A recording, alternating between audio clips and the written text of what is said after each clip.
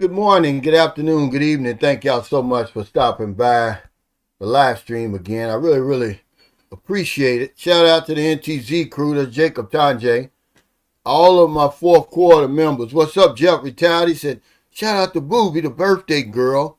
Put yourself first, Booby. Yeah, she's gonna be front and center today.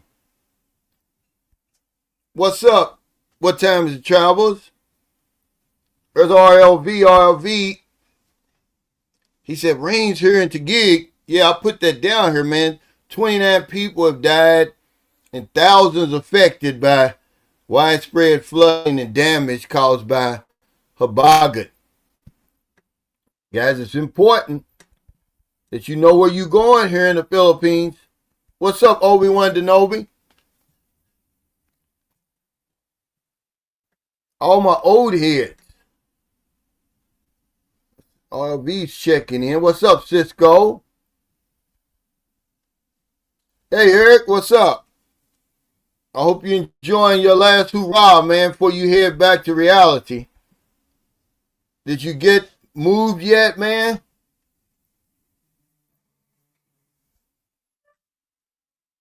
What's up, Richie Rich? Any new viewers and subscribers join us today? Anybody catching this on replay? When I started this live stream, the peso was 61.35. Is it changed?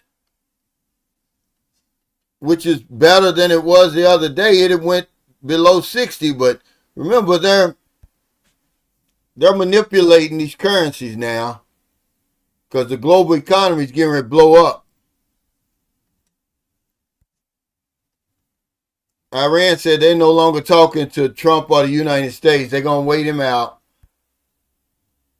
We're going to pay for that, man. One of them, what's that guy, Christie? He called Donald Trump Jimmy Carter. He said he's being held hostage by Iran. And the same thing's going to happen to him that happened to Jimmy Carter. They're going to destroy his presidency, man. But we ain't even going to get into that today. But I talked a little bit about living and dying at the same time. You know, we take time for granted. We really do. We think we're going to live forever. And that's one of the drawbacks I see in age gap relationships. We never talk about it though, but you don't value time the same. There's no way a 55-year-old man and a 25-year-old woman see time the same way. They waste a lot of our time because they don't get it. There's no way a 25 or 30, 35-year-old woman's going to get it the same way as a 65, 70, 75-year-old man gets it. So what you find out over here that happens a lot, they procrastinate. If it ain't important to them, they could really care less. They're going to kick that can down the road and it drives you crazy. That's one big drawback that you're going to have. There's one problem I've always had. You know, when I dealt with a woman that was younger than me and much younger, they just don't value my time. They waste a lot of my time. And I don't have any time to waste. Now we're talking about the way that Iran held him hostage. And of course that tragic rescue attempt, man.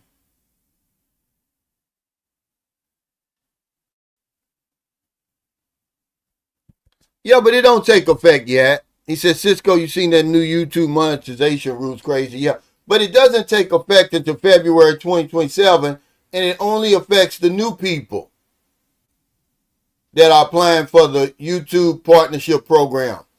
This is what everybody's mixing up. See, guys, let's put out the right information. Okay? It doesn't take effect right now. And if Cisco's already a part of the YouTube partnership program, he has nothing to worry about. It's only for the new people who apply after February 2027. Yeah, and vice versa, and vice versa. Um, cause and effect, and there's history behind this stuff, guys. Y'all got to understand the reason why America overthrew the democratically elected leader of Iran in 1953 was because he made a decision. He kicked the British out and took over the oil industry for his country. That's why they did it. I mean, history matters, context matters, because when the British first came to the United States and said, hey, we need your help, the United States was like, no, he was, democratically elected. But then they start lying. Okay? They start lying. Yeah, this is the new rules for the new people. Yeah, it said February 2027, but either way, it doesn't affect people who are already part of the program. But actually, 4,000 is crazy. And then, but if you get, see, YouTube is tired of playing with people. They're saying, okay, we're going to pay you, which, who pays more than YouTube? I mean, who shares that revenue more than YouTube does? They're saying, okay, you're going to have some interesting content. But really, it's all about greed. That's really all it's about. So that 8,000 is going to lessen. If only 95% of channels aren't monetized, then guess what? That figure's going to go up. There's more money in their pocket, but it just, compels people to find their niche, to hit their stride, man. Because it's not easy. That's all. Yeah, it's all about greed. It's really all. It's all. But the only thing that me and Marilyn really fall out about is time. She doesn't see time the way I do. She thinks she's gonna live forever. It doesn't even matter how many of her friends have died. In life, just being life. They just act as if they're gonna live to be 1,000. And it frustrates me, man. Because that's probably my greatest asset. Even though it's a man-made metric, it's still personal. That's my time. And that's your time. Don't waste my time, man. And then they'll talk about over here, Filipino time and all that, man. I don't buy that stuff. Just like today, okay, Boobie's birthday party. It's Boobie's birthday today, by the way. She turned 6. And, the party starts at 5. They're not going to show up at 5. I'm going to be there at 5. Boobie's going to be there at 5. But they won't show up at 5.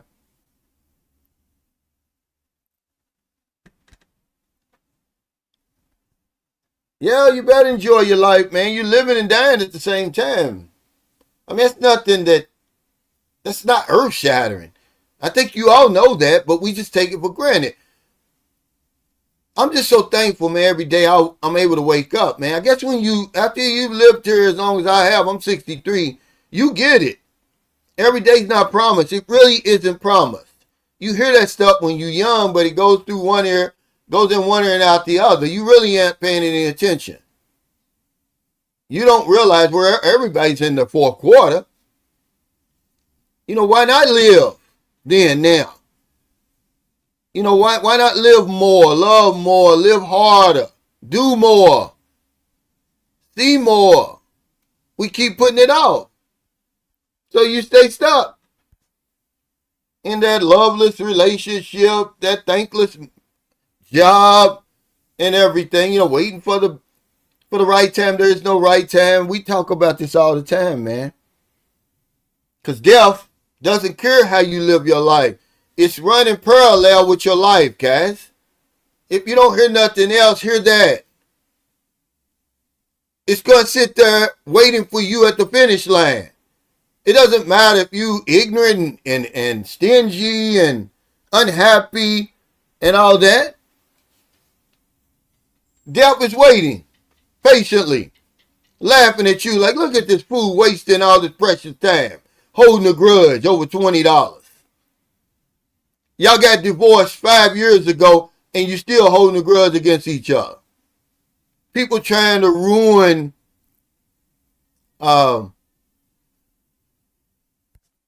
each other's lives, you know, the short period of time we're here. He said, I was talking about my channel, guys. Well, no, it just makes you step it up, man. Hit that stride before January or February, whatever it is. Come on. But yeah, I'm happy, man, just to live, just to be alive, man. You know, because a guy messaged me today in WhatsApp. He said he lived down in Orlando, Florida. He said, man, I'm out there working. I never even checked the temperature. He said it's 95 degrees, but it feels like 110. I'm like, man, just be thankful you're still alive to feel the heat. What's up, Blizzard? That's all I'm saying. No, I ain't gonna blow no gasket. I just want people to get that. You know, and I wanted to say that about, you know, age gap relationships before I forget. Because sometimes I forget, guys. But these women will waste a lot of your time over here. Or wherever you are in an age gap relationship. Because she just doesn't value time the way that you do. If it's not a priority, if it's not important to her, man, she could care less, guys. I'm telling you. And this is what drives me crazy. Because, see, man, I'm particular about my time. He said, I'm headed to the DR for Halloween. Yeah, well, just do it, man. Quit talking about it. You've been talking about this stuff for years. This is what the video was about yesterday. Start living, man, because you dying. You've been going to the DR, Columbia, and all those places, man. You ain't went nowhere. Just go. You so close to the DR, you couldn't even believe it. I know people, man, on this channel. They go to the DR for the weekend. Hell, you waiting for Halloween for? Just do it.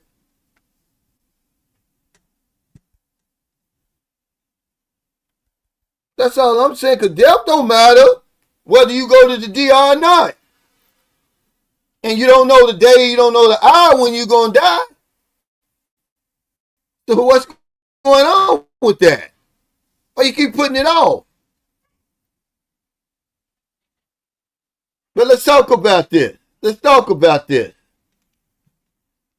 That people aren't going to like it when you start putting yourself first. We talk about this all the time, but you can't talk about this enough. Because rhetoric in society, it overcomes our common sense. This be a man shit, that's rhetoric.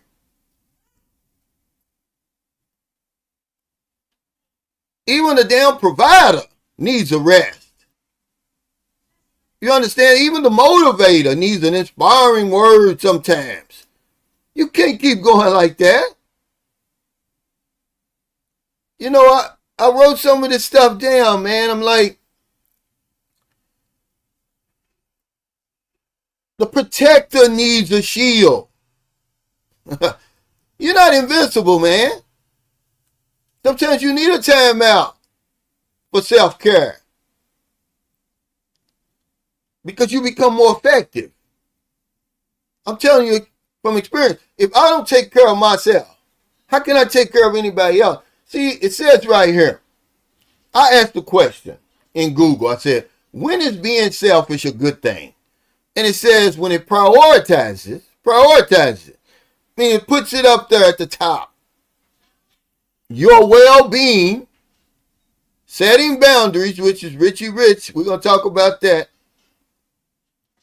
And practicing self-care without harming others.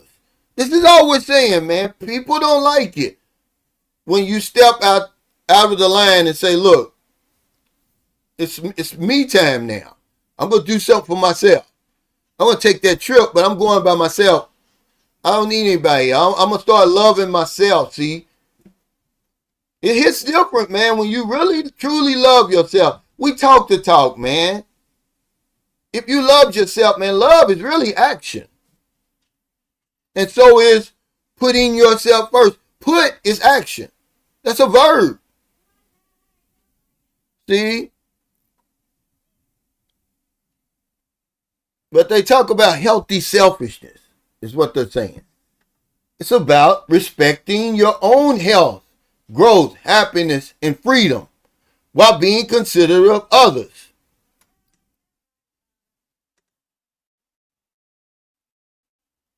See? Hey, what's up, Angelo? He said, where Q at? He might be on the hamster wheel. We went in on him the other day. I think he might be feeling some kind of way. Y'all check his channel. Maybe he's making videos over there, Blizzard. But, you know, one thing they talk about is self-care and mental health. It says, you know, taking time for rest, exercise, meditation, or hobbies. It provides the energy to support yourself and others effectively. How am I going to take care of Booby and Marilyn and the family if I'm tired and worn out from working my fingers to the bone? What's up, Hitman? I see you. He says, you right, Unc. I've been hesitant in living vicariously through you guys online. I've been nervous as heck. You right, Unc. I've been talking it since 2023. Yeah, just pull the trigger, man. Because remember, Delp was just sitting there laughing at you like, yeah, he said that last time. I'm waiting here, whether he goes to the DR or not. But see, Richie Rich always talks about setting boundaries, which we don't do. And, and setting boundaries is just real simple. You probably heard this somewhere before. I didn't even know. I say something else, but it says, saying no to unreasonable demands. What did I say? It's easy to say no to unreasonable requests. That's just common sense, guys. But this is what the experts say. Set boundaries. It's going to protect you and prevent you from burning out. Because what we do is we overcommit, man. We say yes when we really say no. You got to set some boundaries on your time, your money. But we don't do it because it's the rhetoric. I'm the man, I'm the provider, the maintainer, the protector. I put everybody on my shoulders. I was reading something out of, there's an article called The Museum of American Rhetoric. And it says, when you hear that be a man, it says you're supposed to become insensitive to emotion and feel that showing any sort of vulnerability is a sign of weakness. See, this is where rhetoric overcomes our common sense. We know what to do. You know you got to take a time out. You know you got to take better care of yourself and place your priorities first, but you don't do it anyway, trying to impress somebody. And then Paul Theroux, he wrote something on the rhetoric of a man. He wrote a whole essay, a book on it, but he says to be a man in society today means to be stupid, be unfeeling, obedient, soldierly, and stop thinking. This is us, guys. This is us. All them people you following, all them red pill guys, this is what they tell you to do. A soldier, they tell you. Put the needs of other people in front of yours. See, when you love yourself, This is what I found out. Because you can talk that talk about loving yourself. But when you truly love yourself, you can see through the bullshit love, guys. First of all, you won't need it. Because people are going to try to give you that bullshit love. This is what they're going to try to do. Because they think this is what he wants. Oh, I love you. I don't need you to love me. Respect me. Don't waste my time. Don't mistreat me. I don't need your love because people want to make it about love. This is when you know the unspoken agreement is broken. When they start talking that love stuff. Oh, I thought you loved me. It ain't got nothing to do with love. The bills keep coming, whether you love me or not. But it says being selfish in a healthy way is not only acceptable, but necessary, guys, for your well-being. See? You go through all that rigmarole to come over here to see a woman. You're not putting yourself first. It's brutal. Then the first thing you do, she's sitting there waiting for you at the airport. You don't even have a chance to catch your breath. You think you're doing it for yourself. You're doing it for her. But it's necessary for your personal growth. It says take care of yourself first. Then it's going to allow you to better take care of other people. It doesn't work any other way. Start neglecting your health. Start neglecting yourself. You're going to be by yourself. You're going to be by yourself. Hey, what's up? He says, I'm tuning in from Vietnam. Well, but love ain't got nothing to do with it. Because I love myself. See, when you love yourself, it hits different. And then you'll know if it's bullshit or if it's real, Cisco. But if you don't love yourself, you don't know when somebody's pulling your leg or not. Because when you love yourself, it don't matter if somebody else loves you or not. That's very, very important. But we don't understand the importance of loving yourself. Love is action, man. How you going to say you love yourself? You sit on the couch all day, drinking beer all day. It's your life, but you dying at the same time. The death is like, this fool sitting there drinking all this shit. You're going to die anyway, fool. You're just going to die quicker. You could be doing something better with your time.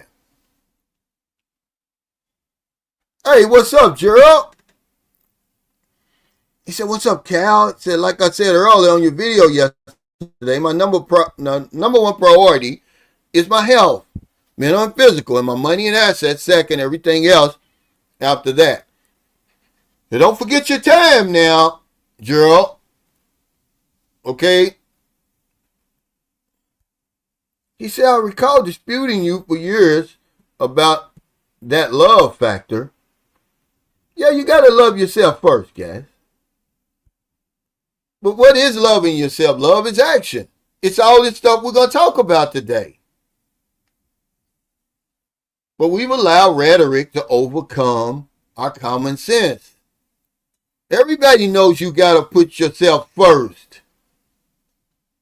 Are you going to end up last? Hey, Sharon, we're going to have that Members Only Friday. Sharon gave me a great idea. I'm going to read it on Members Only. I ain't going to read it on here. We'll do that Friday because I'm going to be traveling. If Marilyn wants to come with me, okay. But I'm going to be traveling in the morning.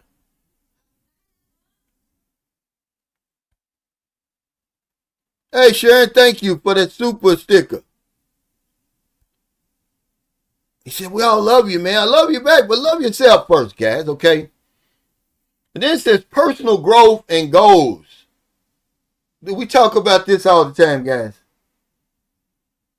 Prioritizing your own projects, education, and career development gives you fulfillment. But if you think, oh yeah, buying this diamond ring and taking her on a trip and it's all about somebody else, yeah, I'll take care of the people who can't take care of themselves. But we can't take care of ourselves. But I think y'all understand what I'm talking about when we talking about putting yourself first. Hell, in the book, I told you the book, what's the name of it? The Richest Man in Babylon. He says pay yourself first. We won't even pay ourselves first.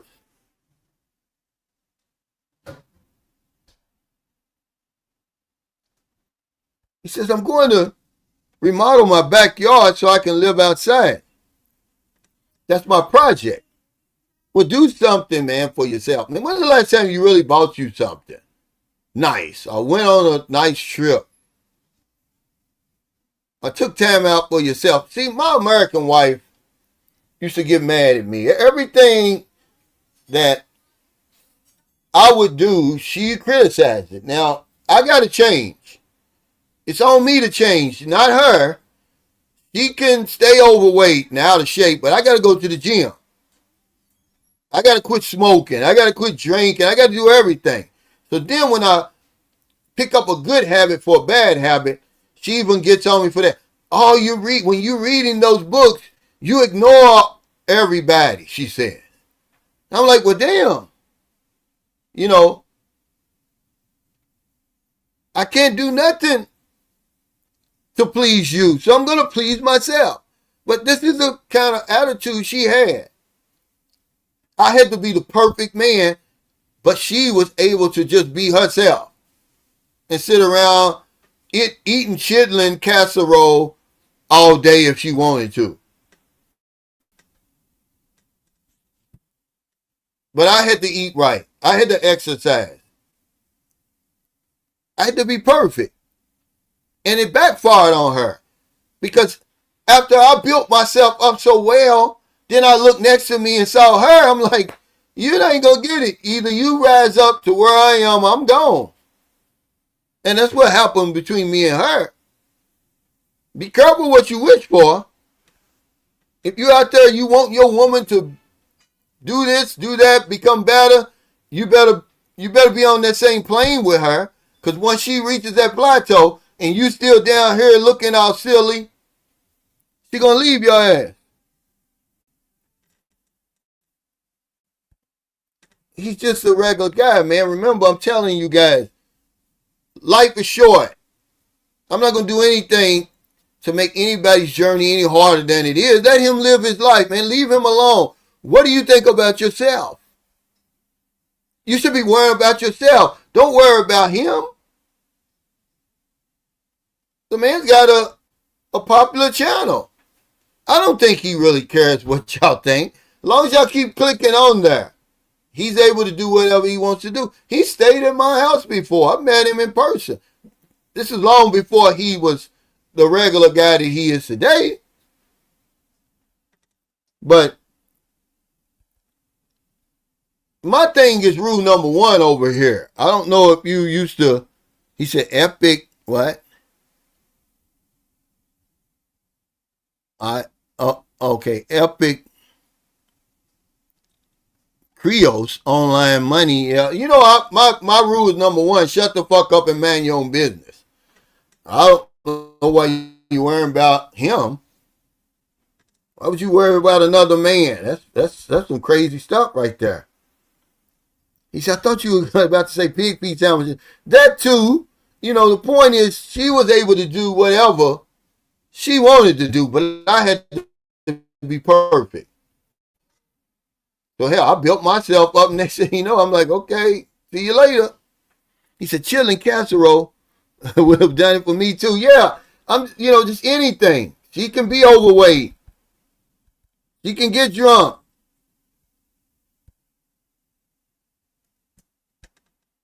Man, them chillings, man, the right person cook them chillings. Man, y'all don't know what y'all missing, man. To each his own, though. All that shit we eat is no good, really, for you. To be honest, certainly if you ban it out of the store and all of that, unless you raising it yourself and growing it yourself, it's all slop, for real.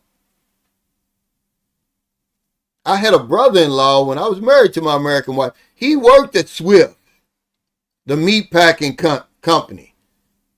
Okay, he could tell you some stories. It's all crap. Certainly when you start eating out, you don't know what's in that food. That's all. Yeah, it's all crap.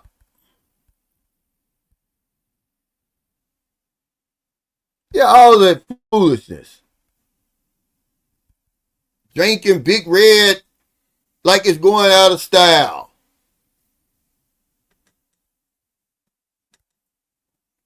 But I'm pretty sure you're eating something that's worse than chitlin. Excuse me.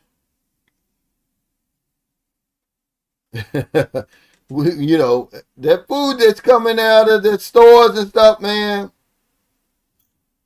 Good luck with that, guys. But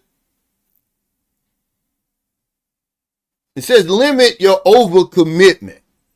This is crazy, man. This is what we do. We run ourselves ragged for other people, yet you won't do 10 push-ups. You won't do 10 sit-ups for yourself and your own benefit, but you're going to run your damn self ragged for somebody else. Make that make sense to me. Because it's easy. Hey, what's up, Big Mike? But it says when you limit your overcommitment, when you keep saying yes when you really mean no, you're going to be frustrated. They're going to take advantage of you. This is how they take advantage of you. The woman can see that you're not taking care of yourself when you start chatting with you online.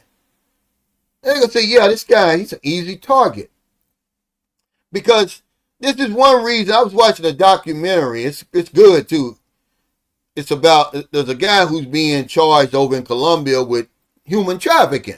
He's bringing women from, they're accusing him of bringing women from Colombia to Panama, and they become prostitutes. Well, there's a guy who went undercover to try to, clear his name. He's talking to these women, and see, they don't like guys that take good care of themselves. They don't like younger guys because they say all they want to do is keep on hitting it. They can hit it over and over and over for the same $200 that these old guys who probably won't even do anything. Or if they do, they might go one round and that's it. See, that's what they want. That's what they want over here. But she can easily see you're not taking care of yourself. You're going to be a pushover. I'm going to be able to get anything I want out of him. He's just going to be happy to be with me. He's going to serve me. It's obvious he's not putting himself first. He doesn't eat right. He doesn't exercise. He doesn't read. He doesn't do anything. All he does is call me 3 or 4 times a day and send me money.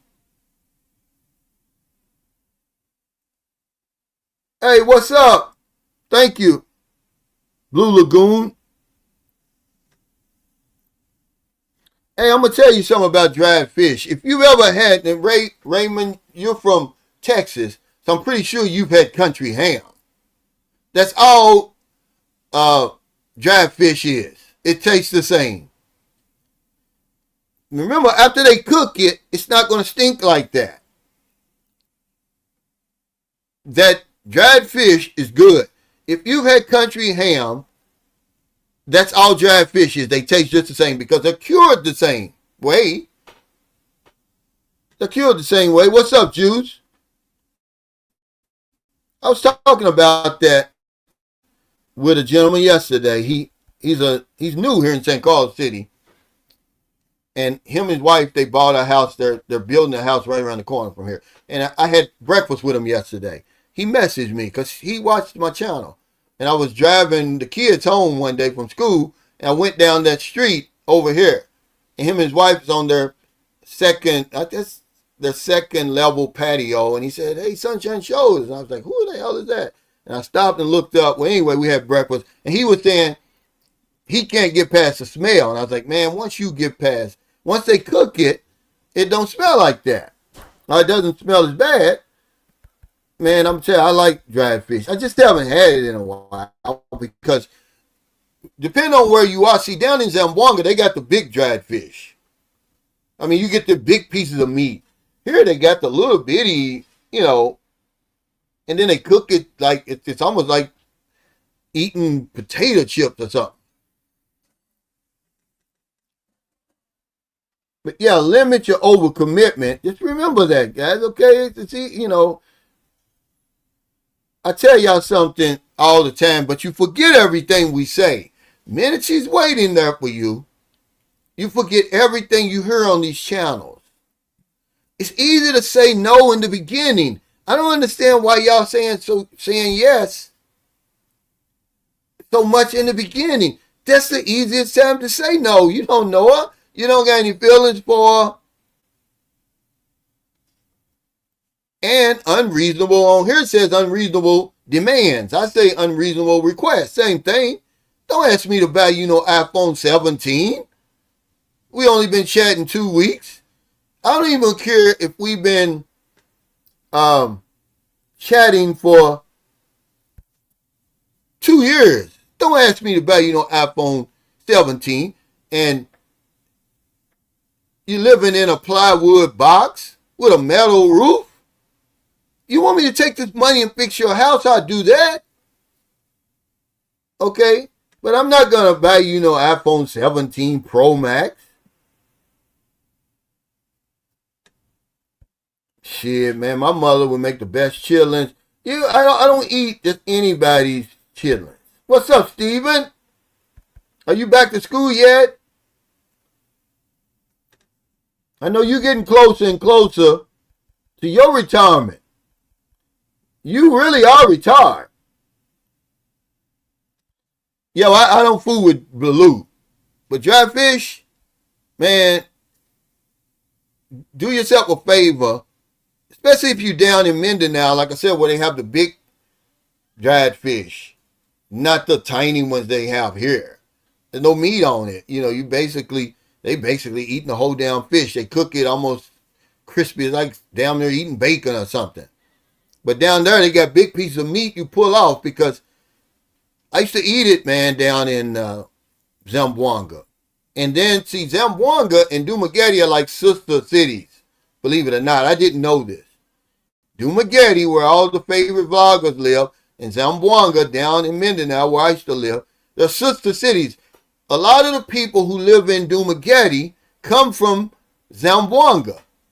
They were coming up to Dumaguete to find work. And they stayed there and over the years, But yeah, so people would come, they go down to Zamboanga, get that dried fish and take it to Dumaguete. Man, it's good.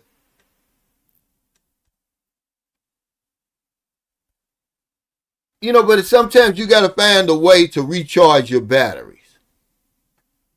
He said, come on, Cal, give up that iPhone 17. No, no. You remember, you got to put your priorities up there. What are your priorities anyway? That's another thing.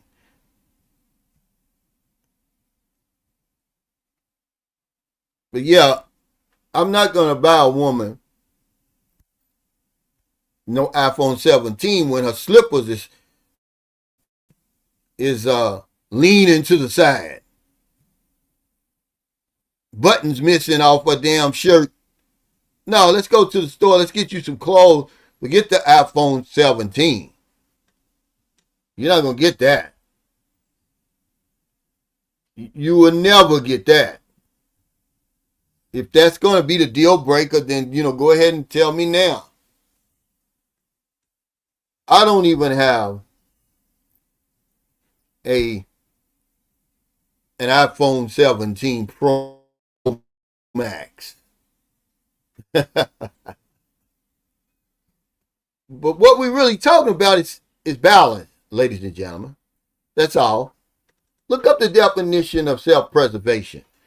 She said, I added sardines to my diet. King Oscar sardines. See, this is why our parents, Sharon, live so long. My mother used to eat sardines right out of the can. I mean, my mother loved sardines. It's just I never acquired the taste. for sardines. But my mother ate all that kind of stuff. But you know, a lot of the food that we were eating on the plantation, it had no nutritional value. We were literally making miracles every dinner. Because all that stuff ain't have no nutritional value, but hell, you had to eat. You wasn't going to starve to death. All that macaroni and cheese, greens, and all that stuff. No nutritional value with that stuff. That's why we were dying so quick. Chitlins and all that.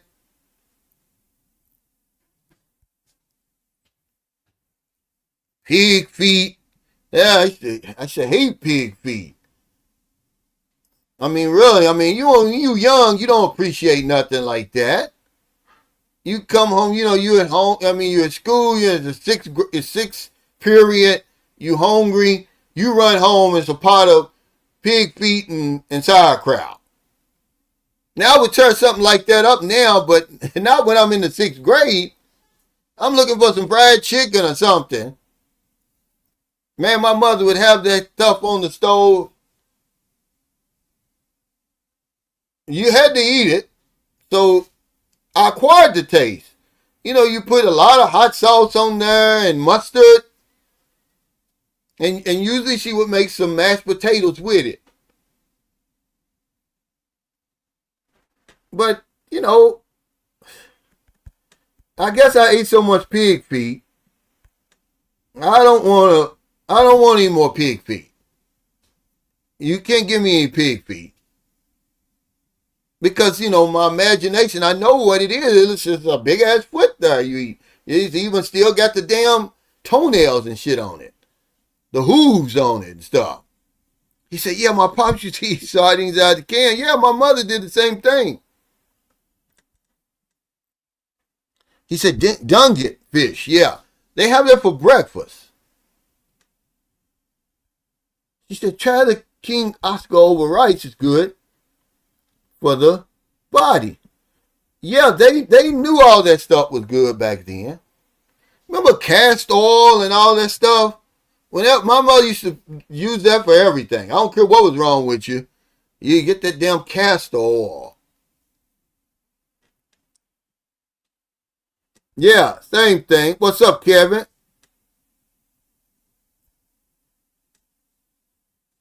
But the damn pig feet, man, you'd be like, what the world is this? Because I used to run home. I grew up in a big family. So you better get home in time. I help you mess around and you didn't go from A to B. You get home, man, wasn't nothing left. I would check everything before I left out the door to go to school. I have, okay, it's 3 pieces of bread left, 2 pieces of bologna. I already have it in my mind. I'm striking home. I'm getting home. Because I know if I don't get there, it's going to be gone. And then sometimes my sister would get home from school sick, early because she was sick or something. And I'm dreaming of that. Because I used to just eat dried bologna sandwiches. I didn't have to have nothing on it. Just give me 2 pieces of bread and a nice piece of bologna in the middle. I was good. And then I graduated to fried bologna. I ain't had a fried bologna sandwich, man. I tell you, if you want to know a good barbecue man, if he ain't got the fried bologna on the grill, he don't know nothing, man. He don't know nothing about grilling. But you can only get that in certain parts of the United States where they appreciate that bologna. We call it bologna. Yeah, he grilling that damn bologna with that barbecue sauce. He sell out of that before he sell out of anything. You come out of the club, you drunk, you've been drinking, you want something to eat. Shit.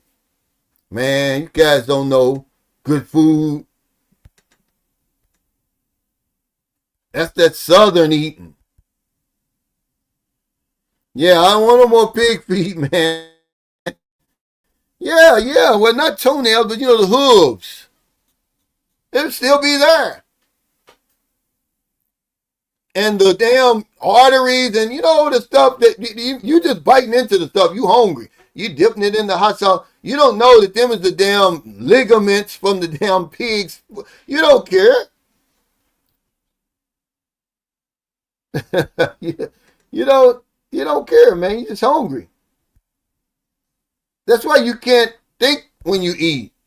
You start thinking about what you eat, man, and you ain't gonna like chicken legs. We call them drumsticks. No damn drumsticks. That's a chicken leg.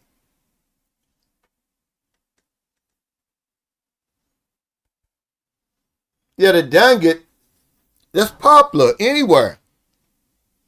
Most restaurants here, they'll have a American breakfast and a Filipino breakfast. For the Filipino breakfast, they'll have tapa, which is beef, and depending on where you go, man, that tapa is good. They'll have the danget. They'll have the spam or some type of luncheon meat and bacon. But I used to eat all that stuff, man. But as you get older, man, you start taking better care of yourself. You're like, man, that stuff ain't no good for me, man. Even though here I'll get a craving for cold Coca-Cola, knowing it's not good for me. But it's so good here, it's different here. Especially when it's coming out of that glass bottle. It's ice cold, man. The sweat dripping on the side. I could drink. I used to drink. When I first started coming to the Philippines, man, I drank 2 or 3 of them things myself every day. But every now and then I'll get a craving for that. And I'll go right around the corner. They're 50 pesos now. But you have to have the glass bottle for the deposit. I remember they were 28 pesos when I first started coming over here. He said, you can eat everything on the pig except the oink. Yeah, they got the pig snout. If you come here, you'll see the damn pig face. They've got the pig's face in Save More here. It's crazy, man. It's the craziest looking thing. Yeah, they eat chicken feet here. That's a delicacy here. Okay, she said castor oil locks the moisture in the skin. I use it every day. My mother used it for every day, but she would put it in a teaspoon and we'd have to eat it, Sharon.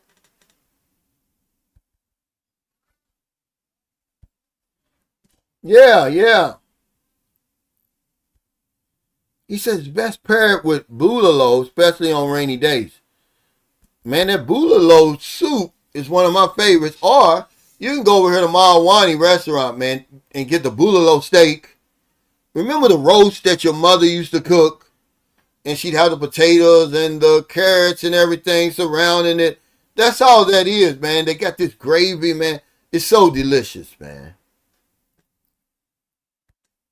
He said, yeah, thankfully I was raised not eating pork.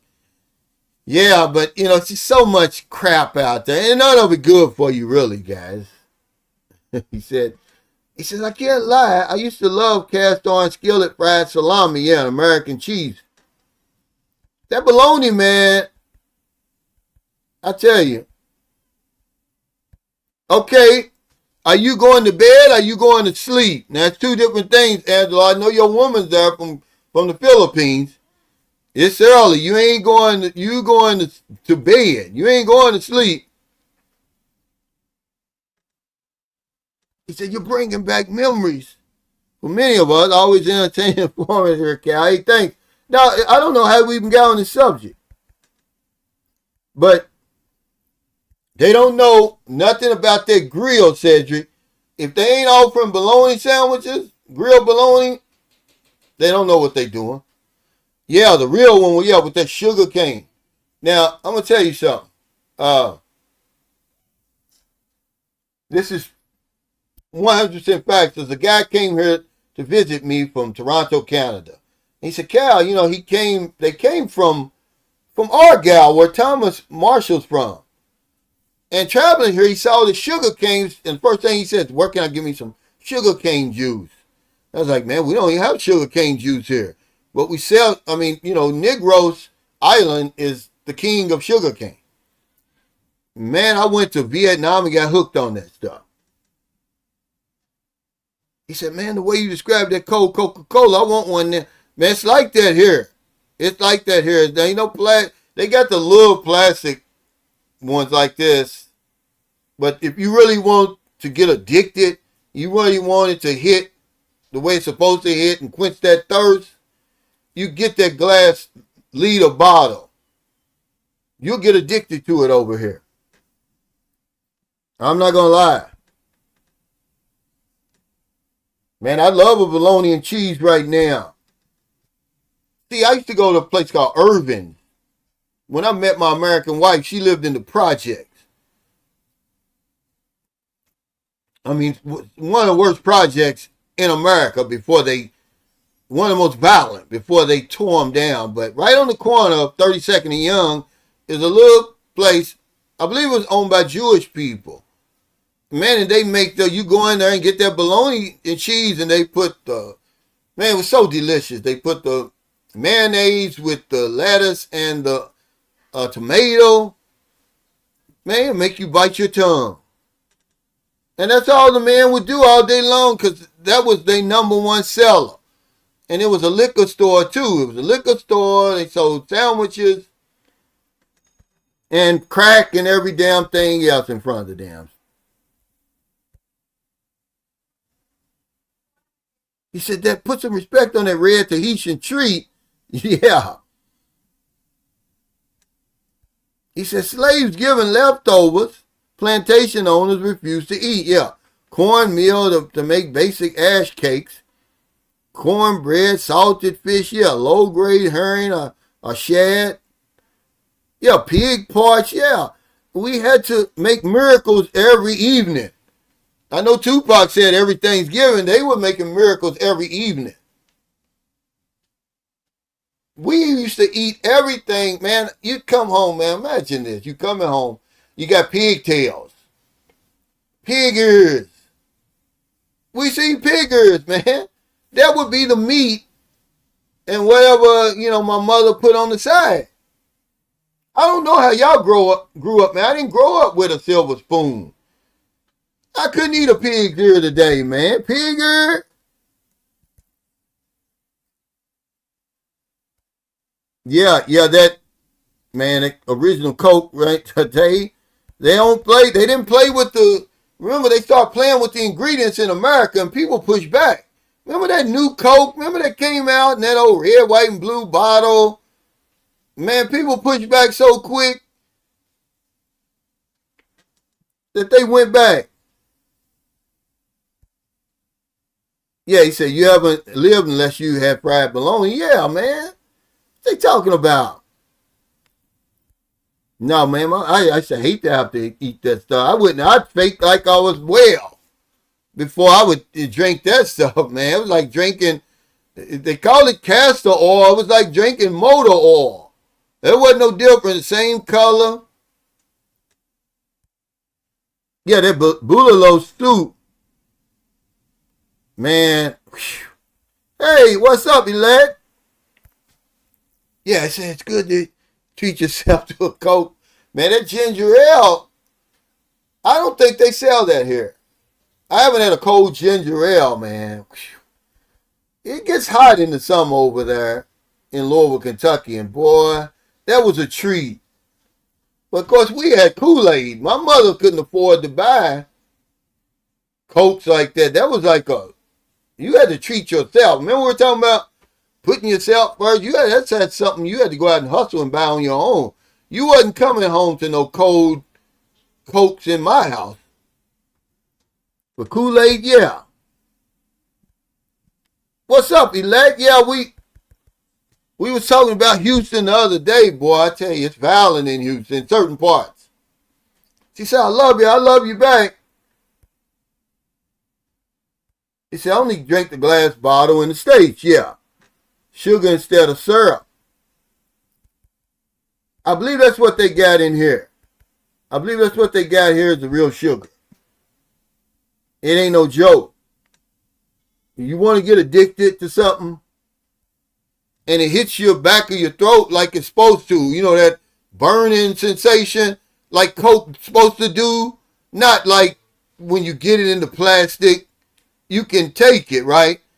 No, this one hits you in the back of the throat and your eyes water up. Everybody, I'm not lying, man. That's the real Coke over here. You don't. I hadn't had that since I was little. It hits back here, man. Your eyes get to watering.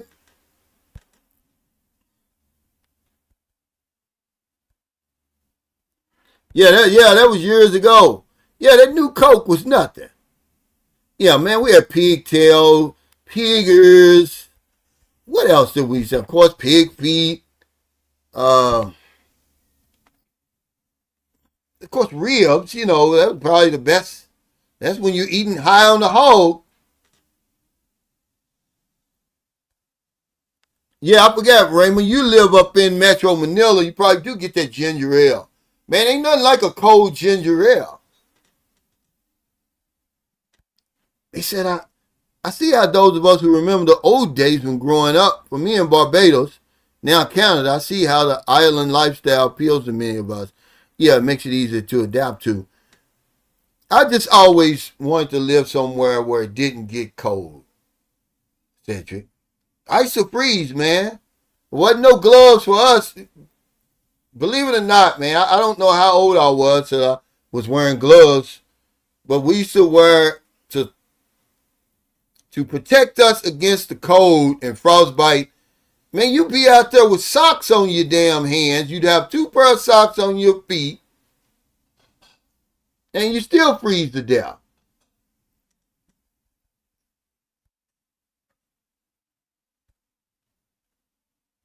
And then, I was one of those guys. I was too cool. I didn't wear a hat on my head in the winter because I didn't want my fro messed up. So my ears is froze.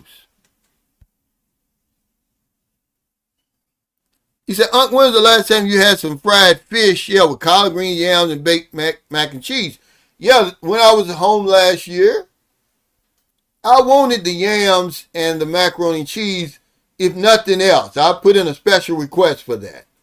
And my daughter had that waiting. Cause see, y'all don't understand. I was gonna make a video, man, but this is what I woke up the other day, man. I missed the soul, man, of my upbringing. There's no soul over here, man. I'm talking about the soul that I know. The food, the clothes, the music, attitude, the environment, all that, man. I miss that. I miss the soul, guys. If you know what I'm talking about. But that's one of the things that I sacrifice, man. Boy, do I miss that. Because it never changes. Oh, happy birthday, Bobby! It just never changes. I can go home right now. Well, the summer's almost over, really. They got the Dirt Bowl, that basketball tournament.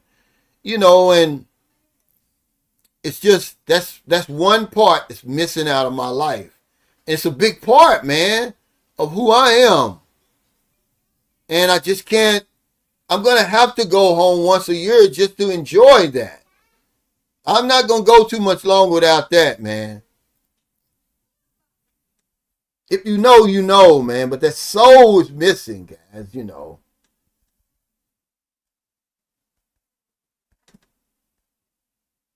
Yeah, let's be working, man. What's up, Brandon? Yeah, my mother used to eat all that stuff. My mother's from the country.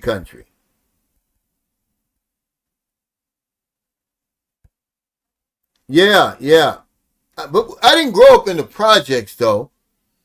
That's one thing my mother did. She kept us out of the projects because growing up, when I grew up, man, the projects wasn't no place to be, man. And the projects was no place to be. We wouldn't even walk past Southwick and Carter Homes, you're going to get beat up. You're going to get robbed. You know, that place was full of bullies, man. The only time we went past that place was in a car. And that's how bad the projects was when I was growing up. I got some crazy memories. You know, like I said, when you get to be 63 and you're living now and you see all this technology and everything. I remember then when my mother was on food stamps for a little while.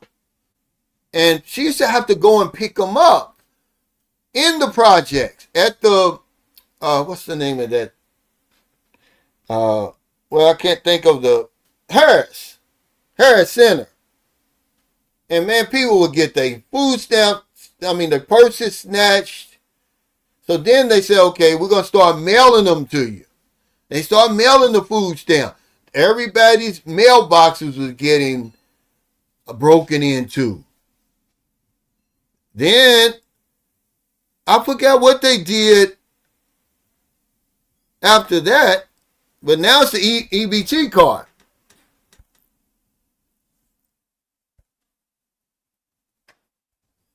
He said, that's what I be talking about when I say the roots are here, but it's all the other shit that comes with it. Yeah, man, you know, you gotta, if you don't understand what I'm saying about the soul, man, the food and just, you know, it's just the atmosphere, the environment, man, the good, the bad, all of that. You miss that, man, growing up, because it's still there now. That's culture, man, and I'm not the same without it. I'm not the same. The smells, you know, the food cooking, you know, somebody, even though I don't get how somebody smoking weed out there, cracking jokes, the music, it all comes together. And then you see people, even today, dressed up, the cars, and all that stuff, man. You miss that stuff. That's a part of you. You can go see, you know, people try to talk down on that stuff, man. Right. That's part of my life, man. Them gold rims and stuff like that. I ain't talking about that stupid shit they doing now. I'm talking about Trues and Vogues and, you know, a nice looking car. You know, that's just part of my life, man. That's part of what I grew up on. I'm not ashamed of that. I miss the hell out of that. You don't see that stuff over here. It's a trade-off, guys. Just know that it's a trade-off. Yeah, man. This is my favorite. See, I didn't used to eat this macaroni salad.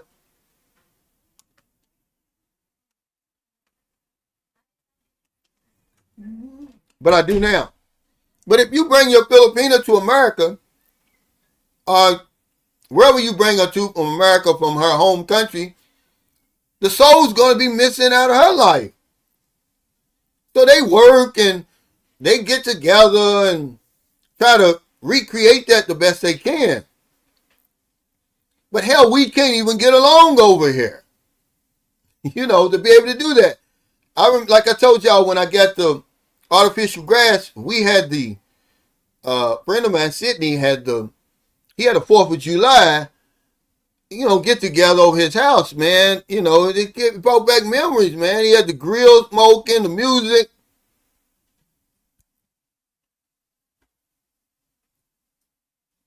Yeah. I've been listening to a lot of Ray Goodman and Brown lately. Yeah, because man, oh man, you had a lot of good music between 80 and 87. Nah, I came up in the 70s. Even better, man. Yeah, it's Booby's birthday, man. She's 6 today. She's happy. And she don't have to go to school until 1 o'clock today, but we've ordered Jollibee for her classmates and cupcakes and ice cream. But then we're going to have a party here for like the family. So if you're in St. Carlos City, you want to stop by, we got the lechon, the fried chicken. We got it all, man. I don't drink. We're going to have beer and wine and stuff. You know how it is in America. When my daughter's 28 now. She'll be 28 in October. she was the most popular of my children. So when she was Booby's age and we'd have a birthday party, hell, adults would show up. It turned into a party. Well, it's the same way with Booby. Hey, thank you, Kevin, for that super chat. He said happy birthday and many more. Thank you. What's up, 53? Are you back in are you back in Moncton? Because I'm heading up to McCullough, and I'm thinking about okay, yeah, he's back in Lapu Lapu. Okay, just checking in. Yeah, because I'm coming that way next. Yeah, home's always gonna be home. Man, that's missing, man. And no one ever talks about it. See, that's why channels like this are important, guys. They don't know about the soul. I'm not saying there's anything wrong with those other channels, but it's important that you have channels like this and other channels. Because that's one of the reasons I started my channel. People were not talking to me. They wasn't talking about my experience over here in the Philippines. But then when I start talking about soul, none of them was talking about soul. So you couldn't make a video like that. Who's going to relate to it? So it's important. When I talk about it, y'all know what I'm talking about. All that stuff, man, it all adds up, man. It's culture. It really means something. And it leaves a void in you, man. You got to do something to make it up. I listen to the music. That even makes it worse, though. It just brings back the memories of being in the backyard or being in the park. See, in Shawnee Park in Louisville, see, that's where you would be on a Sunday and all the nice cars would come through there, man. It's like a 1.25 mile loop, right? It'd be sold out. Everybody would, drive their best cars down through there. And that kind of stuff you miss. Hey, Gregory, thanks for that super chat. He said, happy birthday. See, y'all know what I'm talking about. When I say that, man, I woke up in my bed, man. I was like, damn, I missed that. Because you get to listen to that music, man, and that music brings back memories, boy. Okay, y'all got moved in. That's good. Hey, what's up?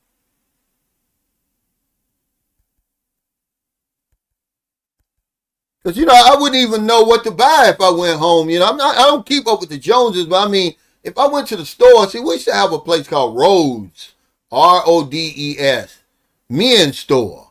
If you really want to be sharp, man, that's where you go.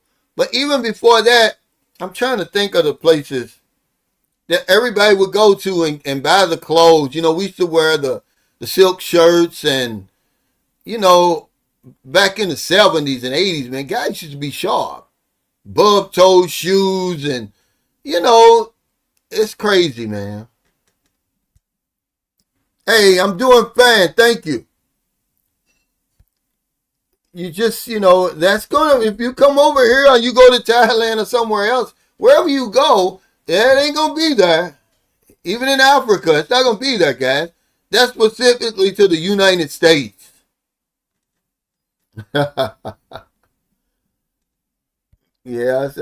that's specific to the United States. Yeah. Hey, what's up? Yeah, happy born day. Your booby, she's excited too. He said, yeah, I'll be checking in with you when we get out there, 53. Hopefully we can talk calendar coming. You're supposed to be coming when? In December already? Yeah, 6 already, man. Crazy, right? But when you live long enough, you go through this over and over and over, man. It never gets old, for real. But at least Booby's here by herself, because when I was in America, I had 4 daughters, and I don't care whose birthday it was, I had to buy something, excuse me, for all of them. I couldn't bring one doll in there, even if it's their birthday. Okay, he said, I'll be here through Christmas, through New Year's. Yeah, he said the barbecue pork steak, anything barbecue. He said, if you don't know now, you know, as our memories of how life was is no longer, as now they got everyone hooked to their phones. Yeah, as even here they losing themselves. They pushing optics and feelings. But even if you go home now, Paul, where I'm from, and somebody, even on Thanksgiving, somebody's birthday, the 4th of July, whenever they put that grill out there, people put their phones down. They get to drinking.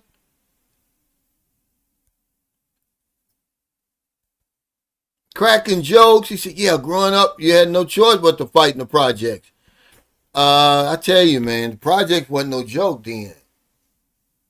Back in them days, we had police that walked around. They really patrolled the street. Yeah, all of that. But what I miss most is just the camaraderie, man. It's not all bad. You get the bad news because that's what sells newspapers. That's what gets ratings. But it ain't like we just killing each other wholesale.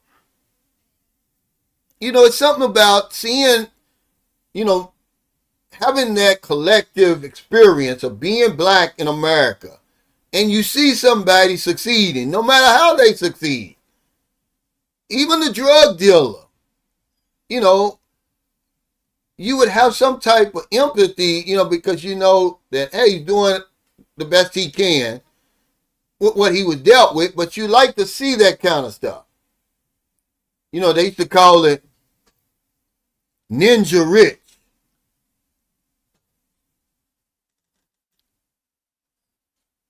But it was just like a spectacle to see those guys with all that gold jewelry and diamonds and stuff on. I didn't want that. It wasn't my style, but it was a spectacle to see that. You guys would have, hundreds of thousands of dollars with jewelry on in the ghetto.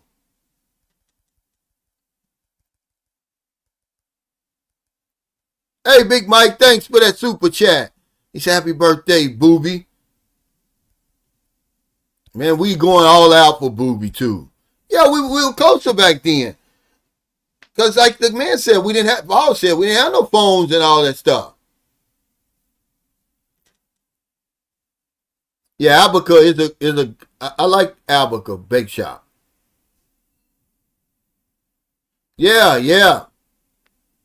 I mean, really, when we went to the projects, if we like went there with my mother, maybe one of her friends lived there, it was like an occasion because we never went. We were like amazed by. We wasn't no richer than they were, but we were just amazed by what was going on down there. All those people in that little small area, hear all the music and, people doing drug deals right in front of you, all the cars. And see, back in them days, there was pimps. And, you see the women all dressed up. It was crazy, man. But you just miss that kind of stuff.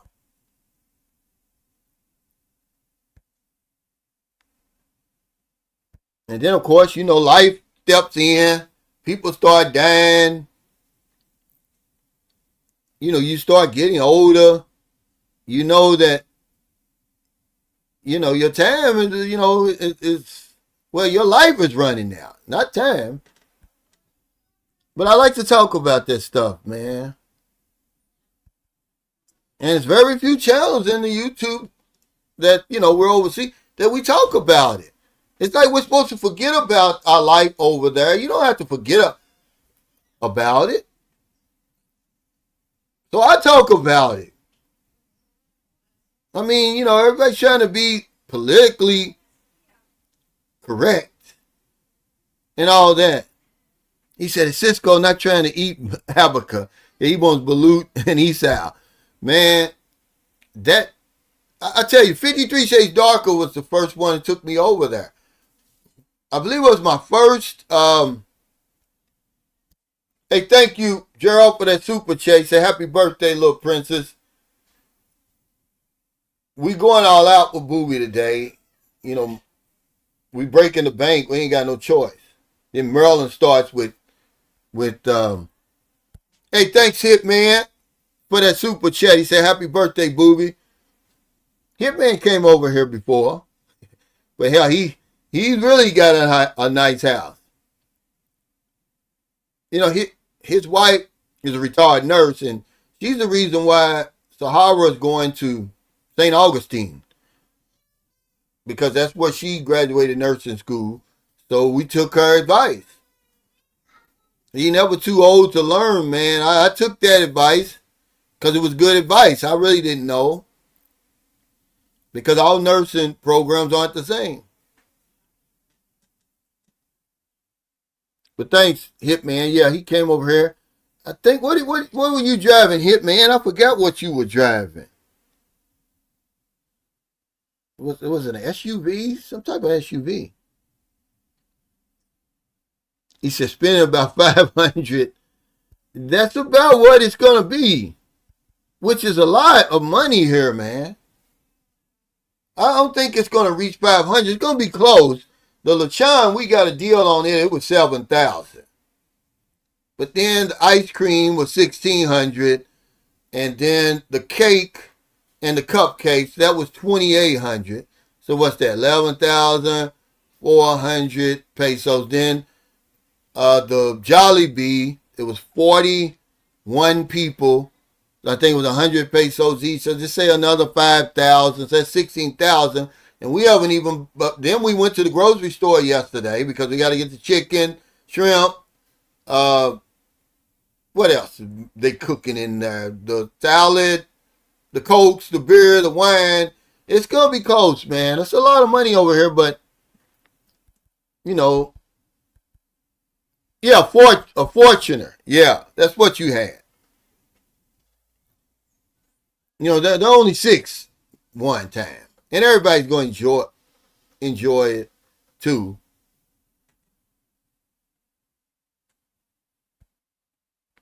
Yeah.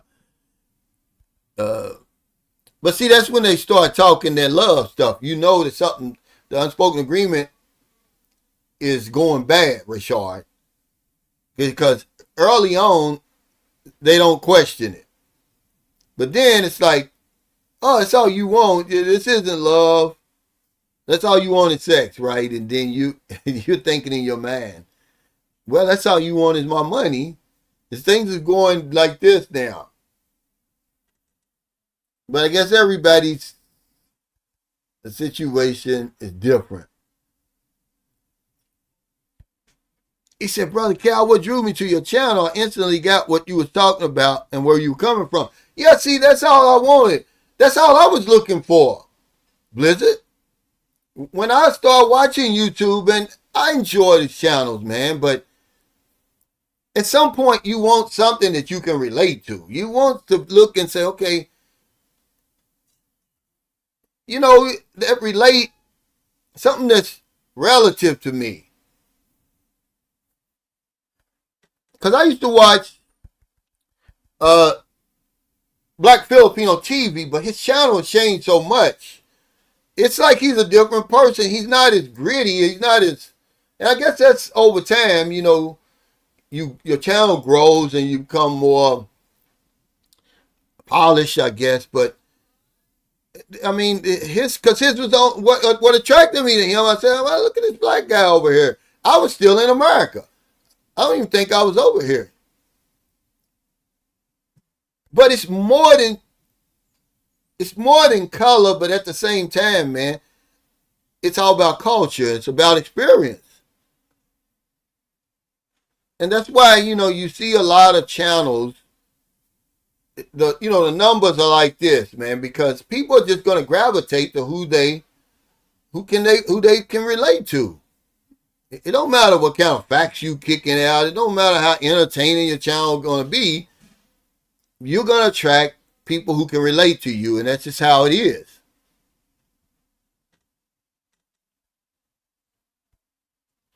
He said, I lived in the Richard Island projects back in Philadelphia, and it was drug infested. I seen so many people get killed over drugs back in Philly when I was a child. Yeah, I mean, I remember in 1984, I believe Cabrini Green was still, they hadn't tore it down yet in Chicago. We had went, yeah, I just saw something on 60 Minutes about it. And then me and a friend of mine, we drove to Chicago from Cincinnati because his girlfriend was going to school up there. And man, we were right outside of that place.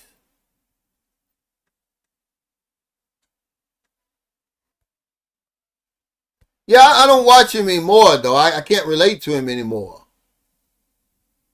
Because he's like everybody else. You got, if you're in the Philippines, you got to be careful. It's just so much ignorance over here. And then, because here's what I'm going to tell you guys. Filipinos don't watch our channels. They don't watch Regular Guy. They don't watch Pro-Life Travelers. They don't watch any of those. It's the outsiders who don't like you, or you say something they don't like, or they feel that you're taking advantage, and then they'll sick the people on you. They'll steer them towards your channel. Man, they don't watch us, man. They don't find our content interesting. The big vloggers over here, Filipino vloggers, they're comedy. They don't have a lot of channels like ours that sit around and talk about. It's all comedy. But it's so sick over here, man, that, it's a lot nitty and gritty. I would like to talk about a whole lot more stuff, but I can't do it, man, because they're going to get you in trouble, and you're not trying to do that. You come over here to retire, to relax, and as you in the beginning, I was naive. I really didn't know because of the lockdown. All this old craziness didn't start till after the Philippines opened up. Man, they wasn't coming after nobody during the lockdowns.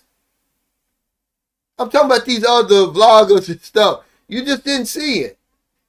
It was when it opened up, they really want to try to get you in trouble. And so I understand why people have piped down. They went a whole different direction. Because you say the wrong thing, man, and you got people way over on the other side of the planet that's going to come after you. And there's nothing you can do over here. Hey, the actor TJ, thanks for that super chat. He said, happy birthday to your little one. Yeah, I appreciate it, man. I mean, really. Booby gave me a second win, for real, in life. If you got children, you know what I'm talking about. I get a second win because I can't be 3 places at the same time. I really miss my sons, man, but I just can't be 3 places at the same time. There's no excuse. But now, because I got Booby, if I can wake up and see Booby there, it makes everything right with me. Because people put out there all kind of stuff like they say all that kind of stuff, but, I know who I am. But yeah, she's giving me a second win. But yeah, you really got to be careful. There's a guy who's just arrived in Ho Chi Minh City that I'm following on Facebook. And somebody in the comments says, hey, I'm a content creator. How is it if you want to make videos over there? And I just, commented, man, you ain't going to have a problem. When I was in Vietnam, man, it's as free as I felt in a long time because I'm talking about making content. Because all my content is made over here and you really got to be careful. Over there, you don't have to. Nobody's watching you. And nobody cares. Over here, man, they watch you like a hawk. They really want to get you in trouble, man. It's some sick people. I told, who did I tell this to this day? Maybe somebody's watching. I told him, I said, man, America, we're spiritually sick over there. The people are, not all of them, but there's a spiritual sickness in the West. He said, I love the nitty gritty vibes of this channel. Most of us men want to hear about the women and the victory stories overseas. You know, people think, oh well, if you don't talk about it, it's not happening, Rashard. This is the crazy thing that gets to me. Everybody, certainly the locals, they know what's going on over here. Long before you even thought about coming to the Philippines. Long before YouTube. But if you talk about it, you're going to get people who want to get you in trouble. They like, well, I don't want him talking about it. There's people who talk about worse stuff 1,000 times worse than what I do, and no one ever bothers them. Man, I made a video. Okay, you know when all this stuff came down on me, I'm going to tell you the video that they sent to the NBI. This is nothing but facts. I made the video. It's in 2022. No honey, no money. That was one of the videos that Charlie Chow Mein and Corey Feldman sent to the NBI. So he's sitting there watching it, went right in front of me, and he's like, there's nothing here. I just flipped it. You hear the no money, no honey. Well, I just flipped it. I said, well, no honey, no money. You show me what you got.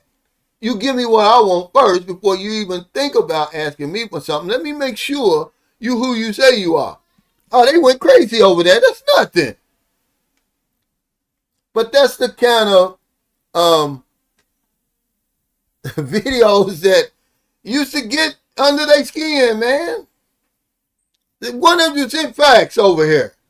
There people could make it, if you know, this is how I know that a lot of Filipino vloggers are full of it, because all they're doing is regurgitating what we're putting out. They know what's going on over here more than we do, but they will never say it. They'll never really say it. It's so many stories. I guess they just don't want you to tell the stories. Or don't kiss and tell or something. I don't know what it is. But if you sit up here and talk facts, people get mad. He said, if we said some of the stuff they say, we would be in hot water, yeah. But they say all type of nasty stuff and no one does anything about it. I saw this guy, I guess he's from Russia, right? Man, he just sits up and asks these young girls everything. And, you know, of course, his channel blew up. Because, you know, these mongers, the mongers are what drives these channels over here. I'm not going to lie, I had mongers, they were pushing my channel. Because I didn't know any better when I first started out. I really didn't. I'm not justifying anything. I'm just telling you my life over here. What I'm seeing, living, experiencing. But the big channels that you see them in, they got mongers, man, are propping them up. Same with the women. They want to see that stuff. They probably aren't going to come over here. They want to see it. They want to hear about it. And they prop those channels up, man. They make those people rich.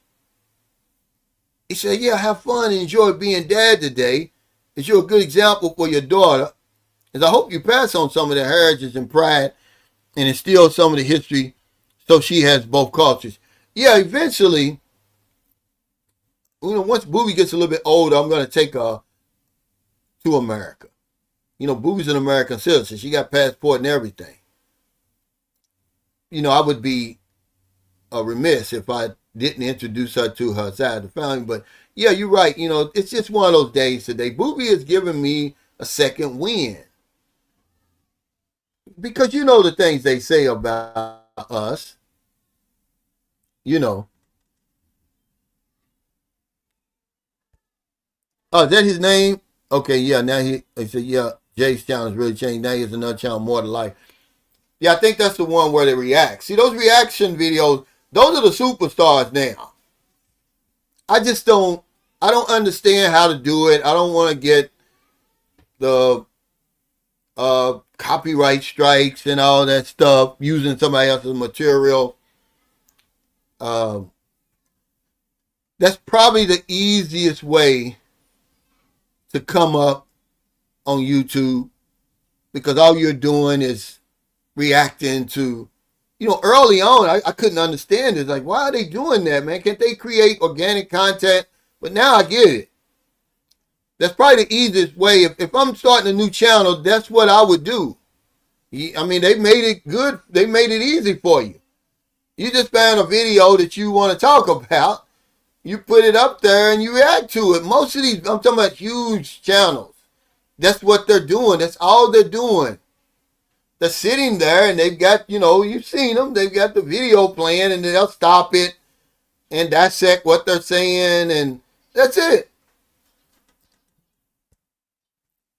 He said, just like it's sad how they doing regular guys, Scotty, as they trying to control the optics as they only want the fluffy, happy channels.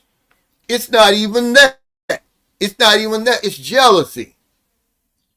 I mean, trust me, if you think that regular guy and pro-life traveler are the bad guys, then you don't know what it's like over here for real. And in Southeast Asia. Them guys are tame for real. To compare to what's really going on, real boots on the ground stuff going on over here, they don't even come close. But when you got,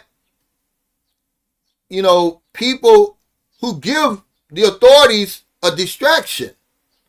See, hey, look at him. And then they'll nitpick these and splice and edit your channel to serve their narrative. Those guys aren't nothing over here, man. They ain't doing nothing over here. They're not even showing anything. I've never even seen regular guy really with a woman.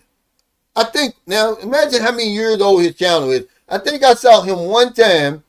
He was having lunch with some girl, but that was the only thing. And most of the stuff, he's just talking. They stretching, man. It's bad. It's a sad time. It really is. He said, I grew up in the projects. I've seen it all. Got hit a few times. Just minded my own business. Suburban people don't understand the hardship, challenges. Dealers had the best clothes, starter jackets, Jordans. Yeah, and the dealers were just a part of it. Remember, you had the guys who worked at Ford Motor Company and Peter Law and Reynolds Tobacco and Philip Morris and all these places who were making the big money. Hell, they lived practically down the street from where they were working. Those were the days. Those days will never come back. Those are the days that Trump was promising people he's going to bring manufacturing jobs back. He knew he was lying. Those days are over. They're never coming back. NAFTA killed all that. But those were the days, man. When you could leave one, man, my brothers used to have some of the best jobs. They leave from one job and go to the next. People basically, you go down to the unemployment office and fill out an application, man, they calling you.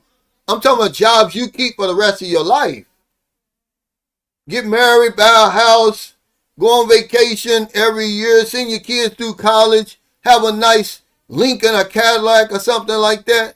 Those type of jobs. It was all of it together.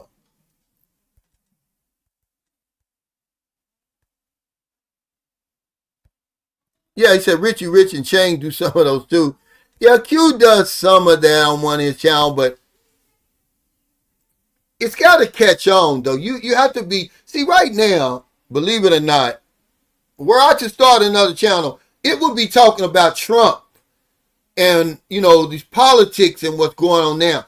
If anybody has just a morsel of brain left on their spinal cord, Trump and what's going on with this administration, the Iran war, and this Abdul Saeed, man, they're making a killing. I'm talking about they're making millions of dollars talking about this stuff day in and day out. People don't ever get tired of this stuff. They don't want to hear about relationships and women. I'm talking about if you really want to reach a gigantic audience. You don't have to be a geopolitical expert. You could just react to that stuff. When you see people like the Young Turks, Adam Mockler, when you see Dave Smith. You see all these guys, man, they become rich just talking about this stuff day in and day out.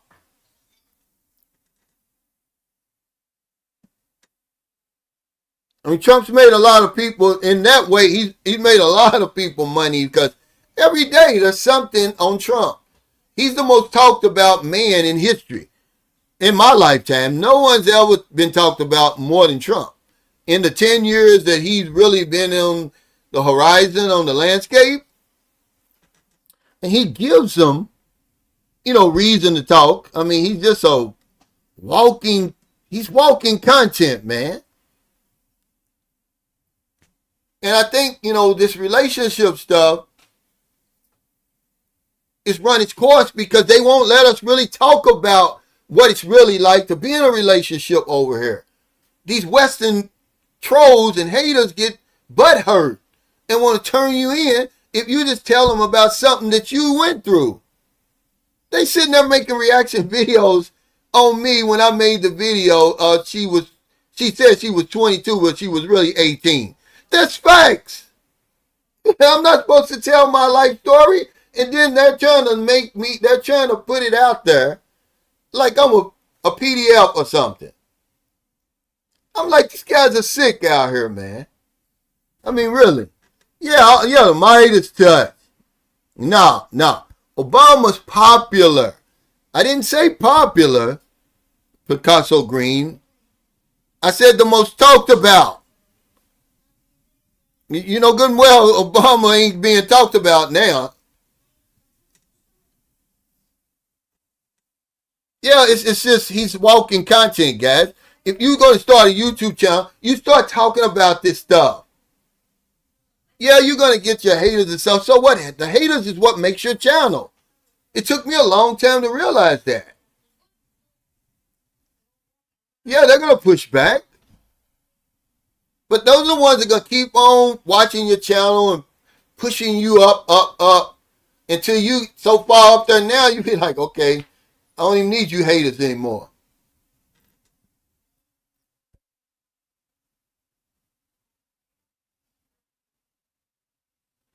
He said, my former MAGA employer invited me to the family estate, and every time I went throughout 4 years, they were watching Fox News. Yeah.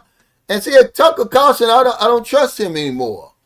You knew what was going on. You knew all this stuff. Now he's making money. Look how rich these people have become. Thanks for bringing him up. People like him. He said the Filipino P and Smart Girl talked about a lot more raunchy stuff on their channels with no repercussions whatsoever.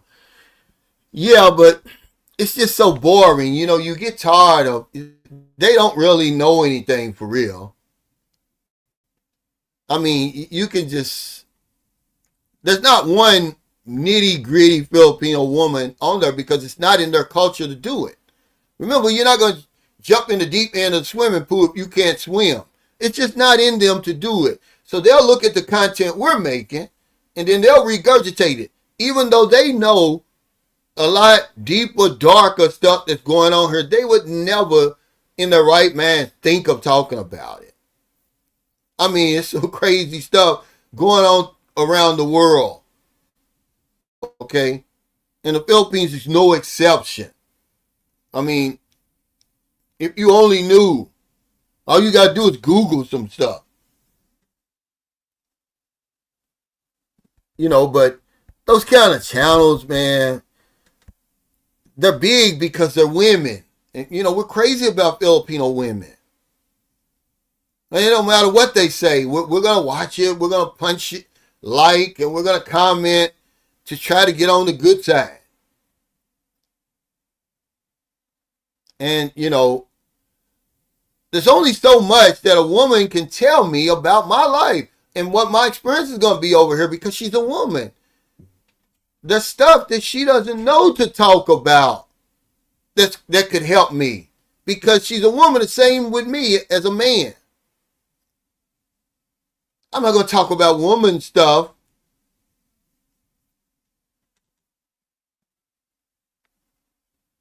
Bullshit.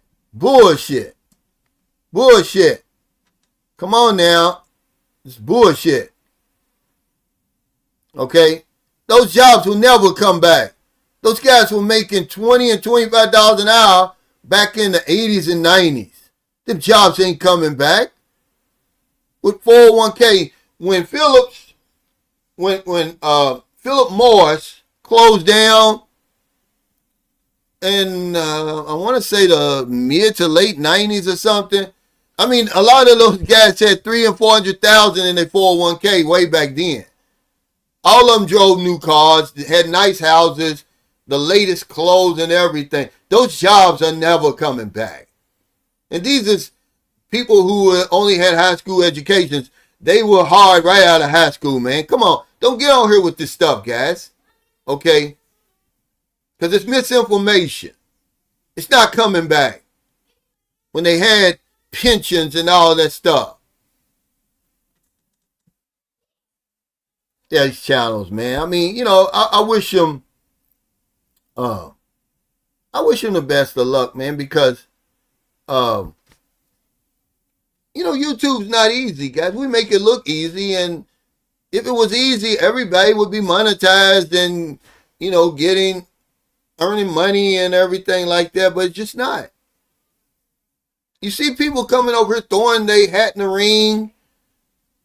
Now YouTube is ramping it up. They're saying, okay, we ain't going to make it that easy anymore. See, the algorithm's going to determine your fate. Algorithm can shut you off just like that, or it can turn you on. And then, one thing you really can't look at these numbers, man. My numbers are real. I don't manipulate my numbers. I don't want, you can buy subscribers. You can buy views. A guy sent me a video. He was bragging on it. I think it's his girlfriend made a video at 12,000 views in the first hour, right? I said, dude, this shit is manufactured. 12,000 views and you got one comment? You got 15 likes? Who you think you're talking to? Everybody know this shit's fake. So I take my 4, 5, 6, 10,000 at the most views. I'm happy because I've got a core group of followers, man. Okay, we've got a community here. That's important than them numbers them guys is looking for. That's all. Right. That's what I'm saying. I'm not going to manufacture nothing. Trying to be, because they know y'all were looking at this stuff some kind of way and say, okay, well, hell, he's got 100,000.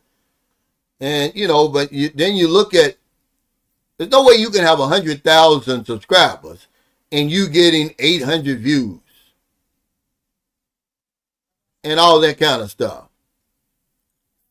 But YouTube, there's a way that you can win on here, man, but you got to be consistent. And I tell the new channels, don't give up. That's the YouTube sifting out the pretenders. They're saying everybody can't come in here and earn this money, okay? Let's see who's really serious. Because we're about the business of earning money. We're not on here playing. So now we're gonna jack it up to 8,000 watch time hours, which is man, it's so hard when you first start out. But if you got good content, just to get 4,000, guys, let me say this before I go to the 8,000. Just to get 4,000 watch time hours, people have to be watching your stuff on a damn loop, man. Okay?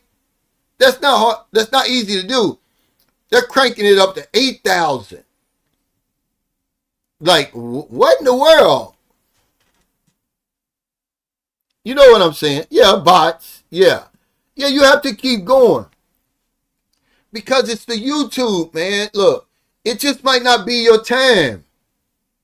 A lot of the channels that you see on here that are really doing good, no matter what genre and subject they're talking about, they've been on here for years. I mean, way back when YouTube first started. All you got to do is go into that about and look and be like, well, damn, he was been on here since 2005. And your time is going to come if it's going to come. It's just like stocks. What they say, you don't lose until you sell your stock, until you get out. That's how it is with YouTube. It's going to sift you, man. How serious are you, Richie Rich? Do you really want to earn money on this YouTube? Well, okay. We're going to shake this algorithm up and we're going to give you a headache. Okay? We're going to give you a damn headache. We're going to break you, basically. That's what they're trying to do. It's okay. I had almost 200 videos before I was even seen on the algorithm because I didn't know anything about algorithm. I was just making videos. I didn't know nothing about that. I wish I didn't know anything about it now.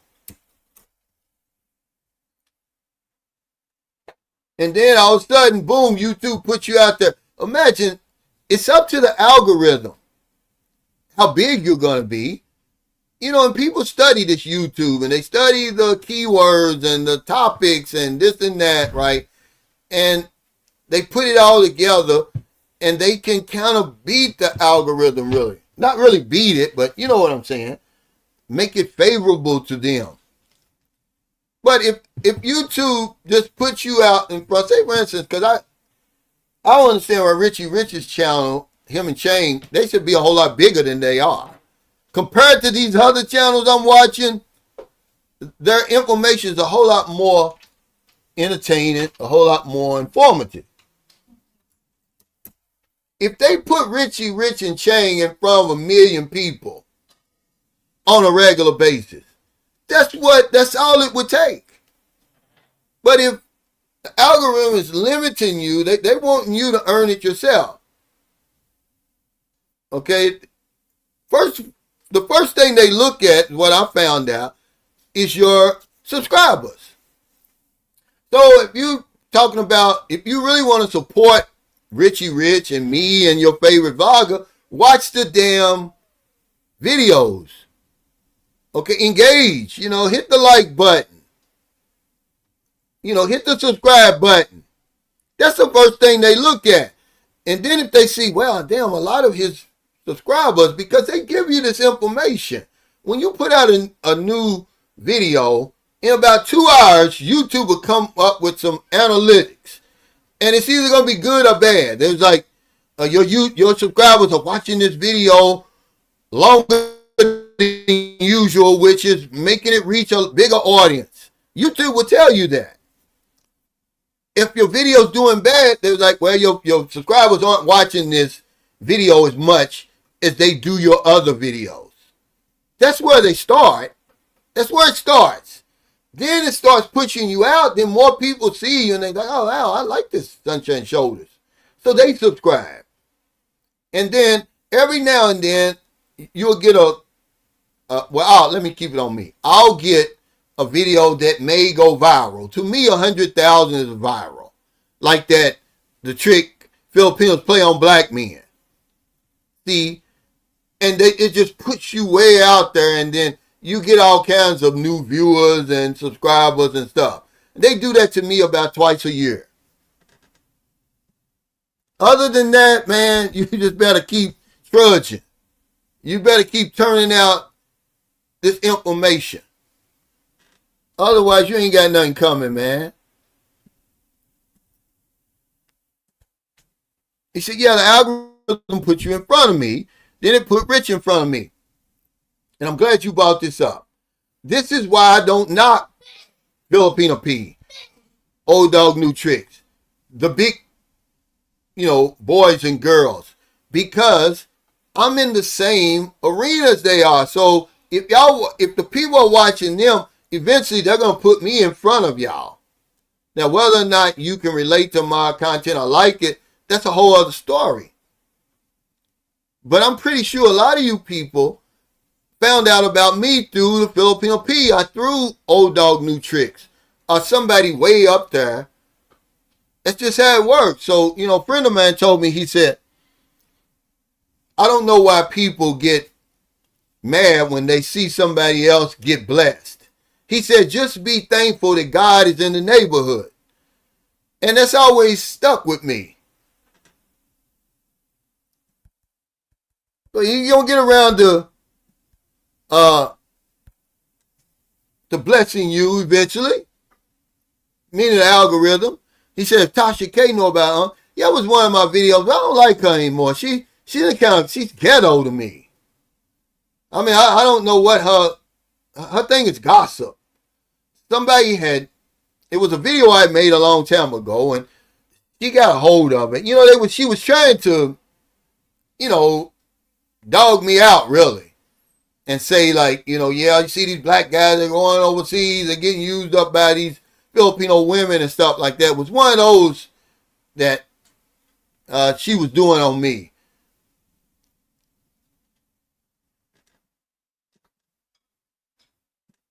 But you just got to keep at it, guys. That's all I'm saying. That's all. He said, one thing I like about you, Cal, you never changed for the 6 years I've been watching you. Brother, keep up the good work. Well, thank you, man. And I say to people all the time, this is all I know is to be me. You know, Michael Beecher Life said that to me one time. He said, man, that's why I rock with you. He said, when I meet you in person, you're the same guy you are on the screen. I said, well, what else am I supposed to be? We live in an age, man, where you got all this fake ass shit going on, man. People don't even, they don't know the real you from the fake you. So when somebody's real, they're shocked. You know, because there are guys in the Philippines who really feel that they're celebrities, but they really are celebrities, but it's just went to their head. You know, because people make videos, oh, you guys aren't celebrities. Well, what's your definition of a celebrity? Is it somebody who's recognized wherever they go for the work that they're doing? What's your definition? Because if you say Old Dog New Tricks is not a celebrity, then you don't know what a celebrity is. The man he's a celebrity, guys. I've seen it with my own eyes. He's just as much a celebrity as anybody else you would consider a celebrity. One of these actors or singers or somebody. The Filipino P is a celebrity. But you get guys who make these videos that's like, dude, you know these people are celebrities. Shut up. I forgot the name of the guy. He's got like an English accent. He's saying, yeah. He says, these guys, none of these vloggers are celebrities. I'm like, dude, you don't know what you're talking about. Just make a video about something else. You're running out of content when you start talking about other people. The man is a flat out celebrity. I've been in the meet and greets with him, and the line is out the door with people. It's Paul on here, Paul K. You still don't hear my buddy that lives down there in Dumagetti. He can vouch for what I'm saying. He knows that Old Dog New Tricks is a celebrity. And he may play it down. He's about the only one. Well, you know, Mike Philippine retirement, I'm pretty sure people recognize him now, but not like they do Old Dog New Tricks. He's really big, guys. I'm talking about, I've sat there, every meet and greet, I've been to 3 meet and greets where he's been. And you'll sit there and he'll be at a table and people be lined out the door. I'm talking about they're in line. Like they're trying to meet Tom Cruise or somebody. I'm not mad at him. I'm just telling you that some of these guys are big like that. He said, nah, Cal, my channel is like the old Campbell vlog. It's because the next pets want to see Chang by herself. They're lurking. They'll watch our content and like it, but some will hate and some will love. I believe, like I said, it starts with your subscribers. If they would only watch you more, it will push your content out a little more because I can't understand it. I'm watching the same videos everybody else is watching. And I'm like, well, damn, that channel really is entertaining. I mean, they're funny as hell, guys. I mean, if you're talking about meeting somebody real and authentic, then meet Rich and Chang. I mean, they're hilarious as anybody I've ever met. And these guys, they should have their channel should be way up there. I don't even think y'all got 20,000 subscribers.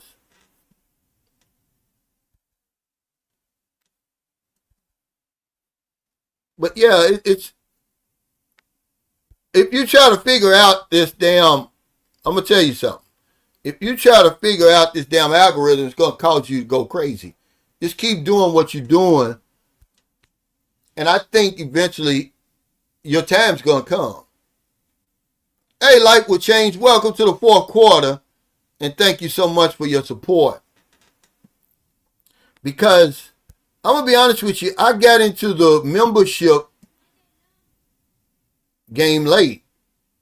I said I wasn't going to do it. And then I got to thinking, well, that goes right along with what you're trying to do is you're trying to build a base group of supporters and followers and viewers. Because I don't have to have 1 million views, to make an impact. And how many of the 1 million views are people really watching me? Are they just clicking on and clicking off?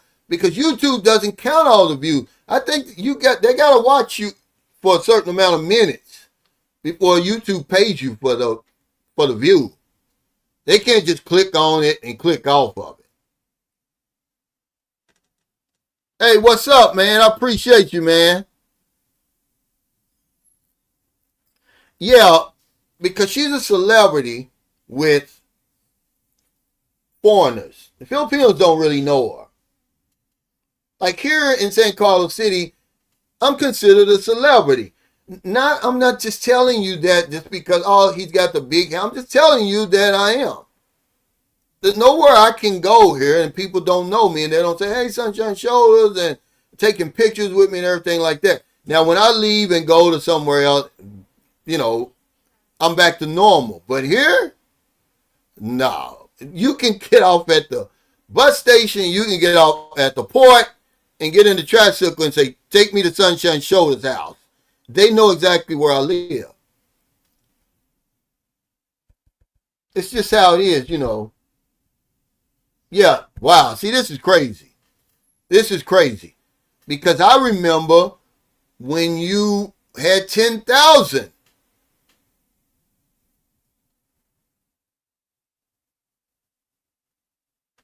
Yeah.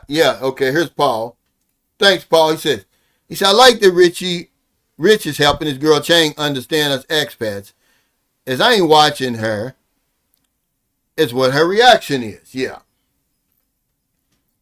And, Chang is legitimate, though, is what I'm saying. I can, because I haven't met a whole lot of these women, but a lot of them I have met that have these YouTube channels. Man, they fake as a $3 bill. But maybe they have to be fake because they're women. They can't be as upfront and out, as I am, because you got some real creeps out there that may want to come over here and harm them. And, so yeah, so I can kind of understand why P doesn't do meet and greets.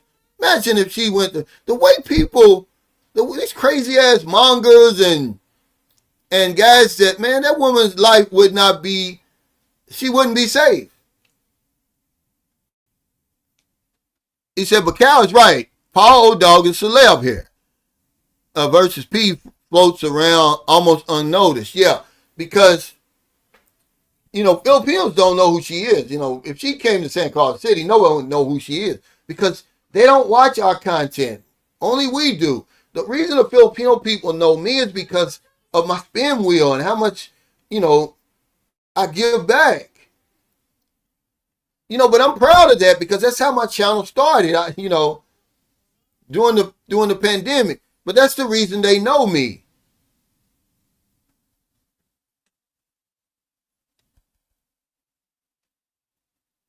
Yeah, they're buying views, they're buying subscribers. You gotta understand, YouTube used to push back against this, Raymond. But now YouTube sells views. YouTube sells subscribers, but guess what? They're not gonna pay you for the views and the subscribers you're buying. Make that make sense to me. I would never do it anyway.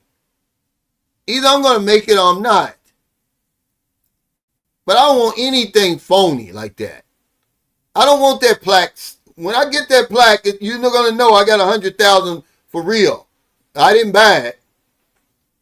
Okay, because YouTube knows when you're buying subscriptions and views. Because they got your whole history to look at. They break your video down to the very last compound. How long people watch it versus the other videos you made. How many views you got versus the other videos you made at this point in time. 1 hour, 2 hours. Man, they break it down so tough. And then they all of a sudden see, well, the last time he made a video like this, he only got 500 views. Why has he got 10,000 now? But they'll sell you those views and they'll sell you those subscribers, but it doesn't count towards your monetization. Crazy. He said, yeah, I keep the channel on even when I'm at work and it plays all your videos. Well, I really appreciate it because I just want somebody, I just want to relate to people. I really want to help people have like you said, Sharon, a blueprint. I didn't have a blueprint. I used to brag about, I just got on the plane and came to the Philippines. I didn't watch anybody. I didn't know anything about the Philippines. Man, I was playing with my life. I wouldn't suggest anybody do that. I would not suggest anybody do that. But there was no channels in 2009 that I was watching. They did have a website. It was called Mindanao Bob. But he's in America now. But he had a website that did what these videos do. He talked about crime and dating and all that stuff, right? But there was no blueprint.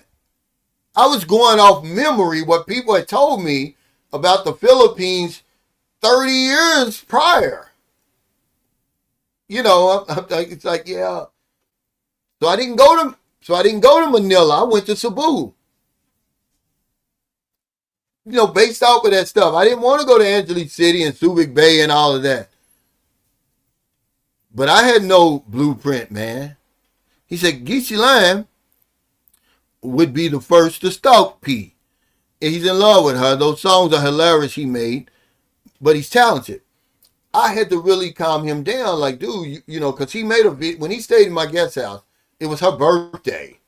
And he made the cringiest video and song about her. I'm like, look, man. Stop. You're going to get in trouble. Okay? You can't do that over here. And this is why she can't,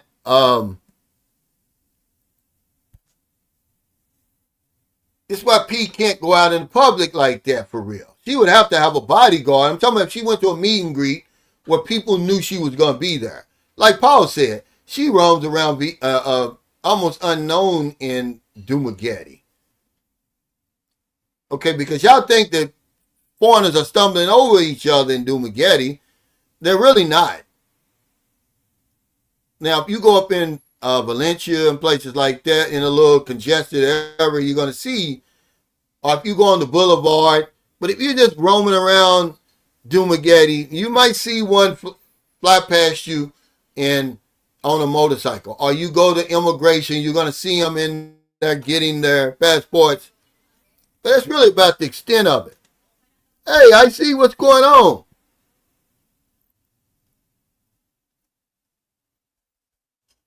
Yeah, she's got to be careful. Because she's a woman. All these women bloggers have to be careful. This is why, but you can't give them any advice because they're not going to listen to you. They're wanting the money.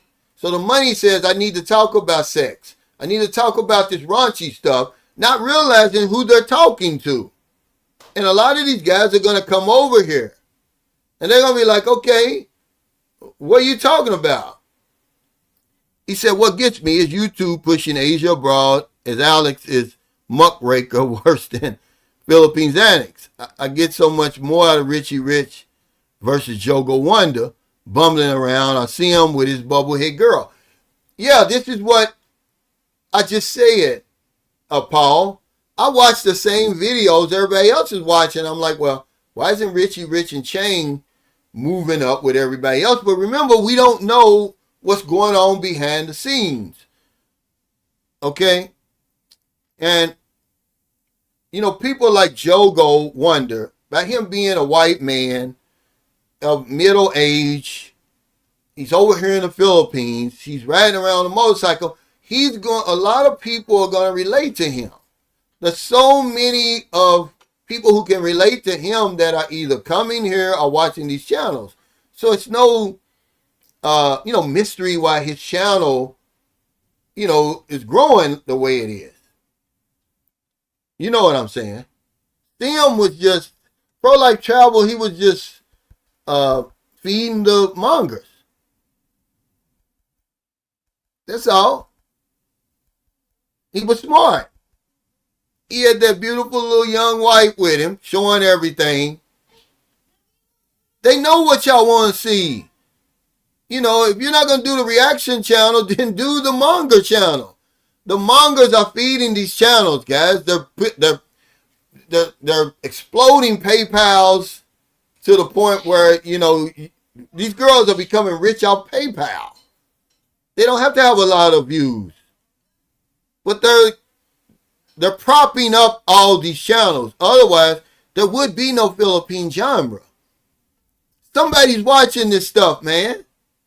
And they're watching it over and over and over. There's millions of dollars being earned over here, guys. I'm telling you this. Nobody else is going to tell you. In the 6 years I've been on here, I probably earned just my channel. Look at my numbers compared to the big guys and the up-and-comers. I probably made $150,000. I'm being conservative probably. I can go back and look at my taxes,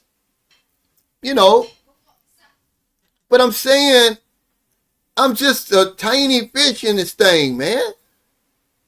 There's people who are getting the bag over here. So if you look at 6 years, you're talking about $25,000 a year I'm earning. Okay, if you go, 150 sounds like a lot until you break it down in 6 years. That's $25,000 a year. But I'm a small guy. Okay? There's hundreds of channels over here like that who are making more than I'm earning. You know what I'm saying? He said, yeah. YouTube is funny. If you try to figure out this algorithm, you'll go crazy. Just make your content. Just create your content. That's all. Stop chasing topics. It's another advice I give to the man and woman trying to start a YouTube channel. Talk about your life. Don't be afraid to talk about your life. These trolls don't even see you yet. They're not going to see you for a long, long time. And by that time, you're going to welcome them. Because they're the ones that are going to put you out there in front of so many people. People who never would even know who you are. He said, the honest truth is, in my opinion, white people watch a lot of YouTube. They look at white guys' channel more than any other race. It's just the truth. Most white men won't look at non-white channels. Well, you're going to watch what you relate to. Okay, so if you got a white Western guy from America, he's going to relate to Old Dog. He may relate to Jogo Wonder, Geo, because so many of them, man, the big ones, Mike's Philippine retirement. But then once they watch you, a regular guy, pro-life travel, who else? The big ones.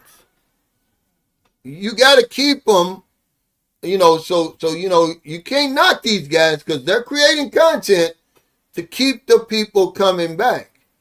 Because when I help people, I tell them all the time. I say, look, I can steer them towards your channel, but I can't make them come back. So anybody that asks for my help, I say, look, at least have 10 videos or more. Because they're going to go to your channel and they're going to want to watch you and, your channel and see what you're saying. And because people, the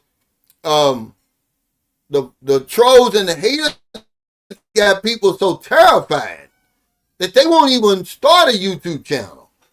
I'm saying, dude, they're not even going to see you for a long time. By that time, you done built up your library of videos. Your confidence is growing. You're getting a little traction. When the haters come for you, this is what I was told, and I had to learn it. You're doing something. Okay, that's the first sign that you're doing something.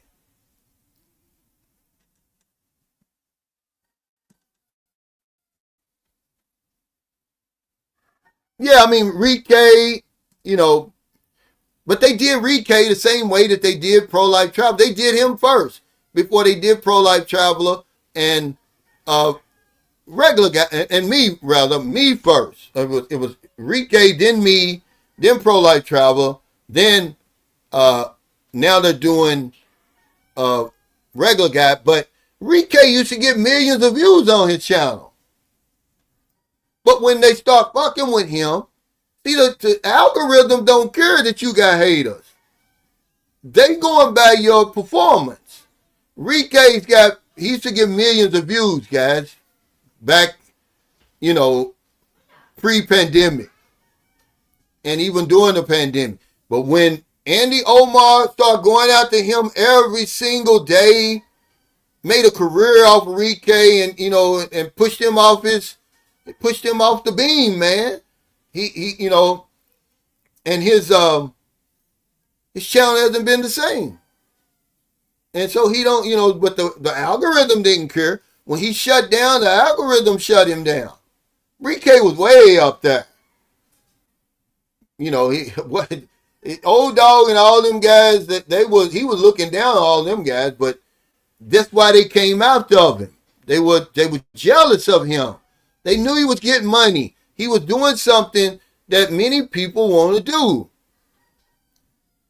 They look at people like us and they say, man, I'd love to be over there in the Philippines or Thailand or Vietnam somewhere with a successful YouTube channel and followers and everything, and I don't have to work this old fucked up job that doesn't really give a damn about me. I hate the damn job. I backed into it.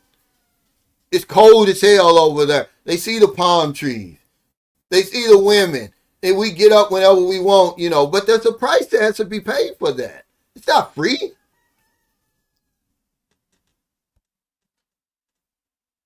But he, to the point where Rike eventually went back to California.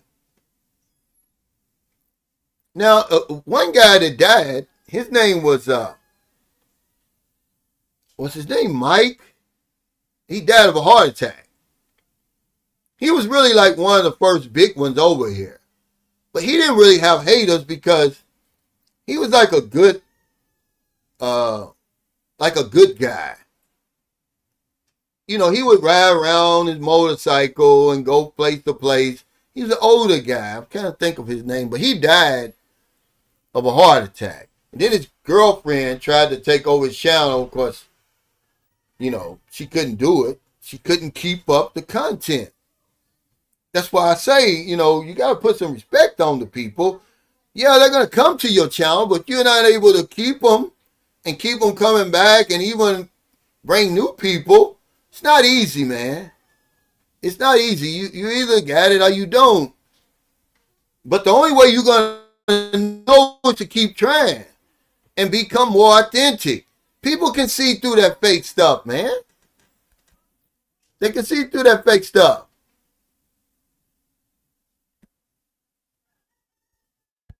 He says, I'd love to do YouTube, but the problem is I would tell the truth and get booted out of here.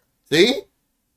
As you know, the real nitty gritty is a lot more shocking than the guys in the U.S. Think they are. Once you live here 2 or 3 years. Thank you. Didn't I just say this, guys? And even the people know it. Long before you knew it. Long before you even had a clue of what was going on over here. I tell you all the time, it's a lot nittier and a lot grittier over here than I would dare to speak on. I don't believe it's my business to do that. But even the little stuff that I try to touch on, they try to come after me. So imagine if I really got down there in the mud, like some of these real documentaries do, that they don't touch, because, they can't get to those guys. We're easy. They can reach out and touch us. But yes, it's a whole lot nittier and a whole lot grittier over here. And you got to ask those guys why they hate and why they come after these vloggers the way that they do. But Pro Life Traveler didn't skip a beat. He just went over to He just went over to Thailand, you know. And now his channel just as big as ever. Okay.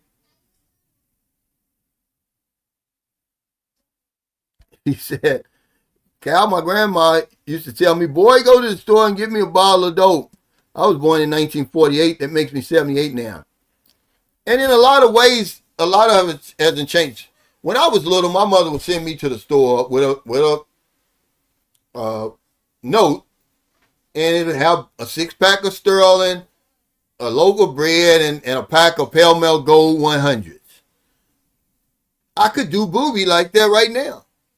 I could send Booby right around the corner here to the Sorry store. Give me a Red Horse beer and a pack of Mighty cigarettes. There's no problem at all.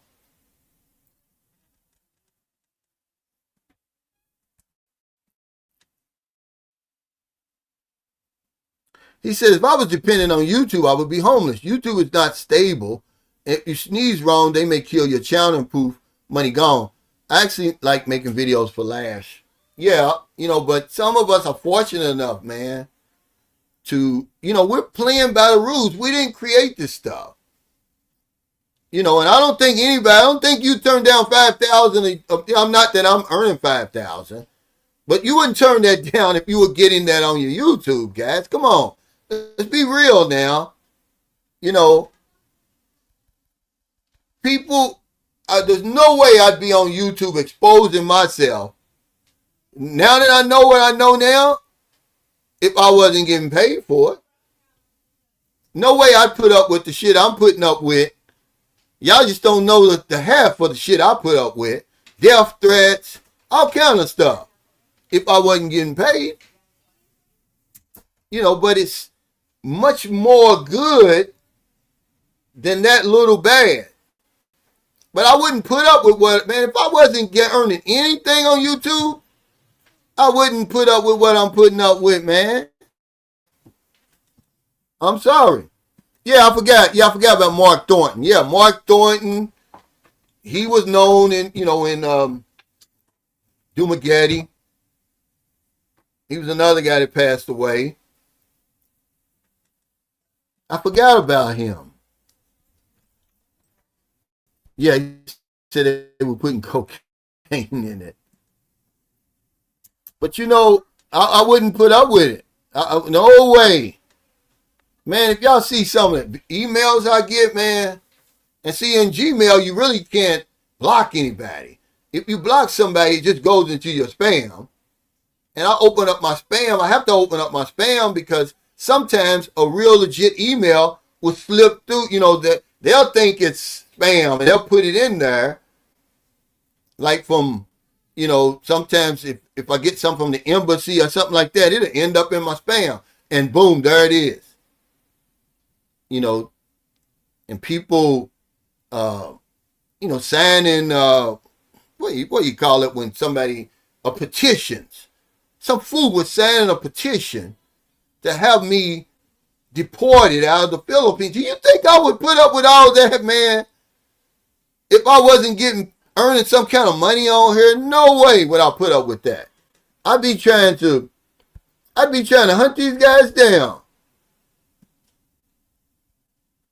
He said, I was so surprised to see a cigarette vending machine when I was in Portugal. Brought back memories, yeah, except when I was a kid, they wasn't electronic. I came to the Philippines, I wanted something different. So when I see something that other people would think, oh man, look at that crazy, it's dangerous, it amazes me. I'm like, yeah, this is what I'm here for. Like you might see a whole family on a motorcycle and the woman's holding a brand new baby in the motorcycle and they flying down the street. I don't knock them and say, oh, that's their station wagon. I don't talk about them and put them down and say, oh, that's dangerous. Are you crazy with doing that? No. That's what I come here for. I came here for the difference. I needed a change, guys. I don't know about anybody else. But everything in America isn't bad. It's a whole lot of stuff that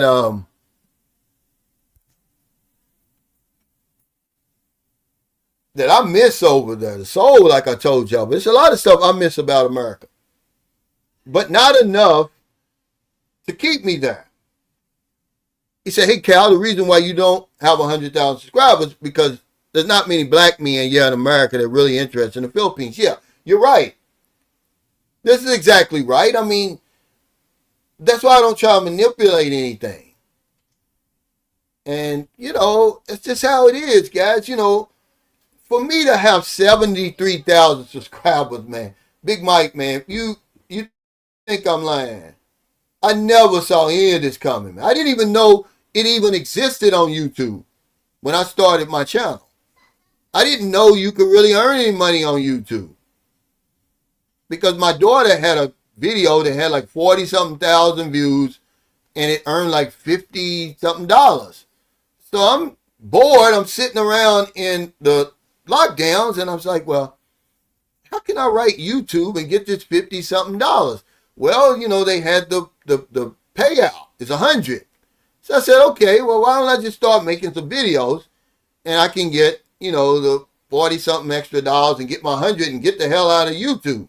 Well, now YouTube had changed the whole, just like they changed it then. Oh, you gotta have 1,000 subscribers and 4,000 watch time hours. I'm like, what is that? And I was like, well, hell, I ain't got nothing to lose. But if you'd have told me 6 years ago that I'd still be on here and at 73,000, I've earned over 150,000 on YouTube. This is social media, guys. You ain't gonna earn that on Facebook unless you're a true celebrity. You'd have to get a following like that. You're gonna have to be like Wayne. Remember they got Wayne and the different ones. Hell, he does stand-up comedy and all that stuff. And man, there's no way I'd have believed it. Yeah, death threats. I've received death threats. And all kinds of stuff. People have, I've been investigated. And, I'm talking about in America.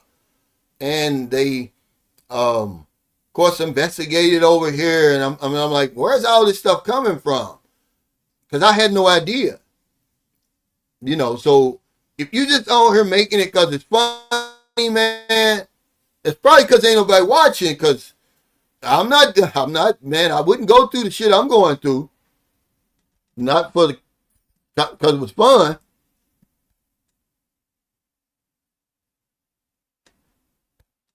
Yeah, I don't think anybody depends on it for an income. You roll with the punches, guys. Listen, okay? There's nothing to be ashamed of if you earning money on YouTube. Stop with this stuff, guys, okay? If you were fortunate enough to gain traction on YouTube, you're not going to turn the money down, man. Stop with this, oh, I'm just doing it for fun. Oh, I'm not looking for it to live on. Nobody was. But when you start earning money that you can live on, you're not going to turn around and give that money back, man. Stop with this stuff, guys. The only reason you're saying that is because you're not doing it. Okay? There's nothing ashamed about earning money on YouTube. You can't make me ashamed. Or anybody else. I don't know why people do it. They'll say, oh yeah, well, you need, he needs that YouTube income. You damn right, before my Social Security kicked in. And I was so thankful that I was able to earn it. Otherwise, I would have been on the hamster wheel. But I'm not ashamed of it. I'm proud of it. What happened? What happened, huh? What happened?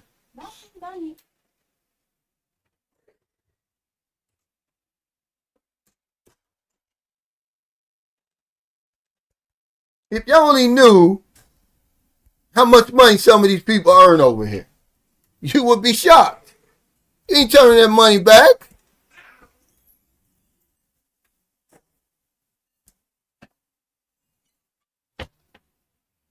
Yeah, those guys, yeah.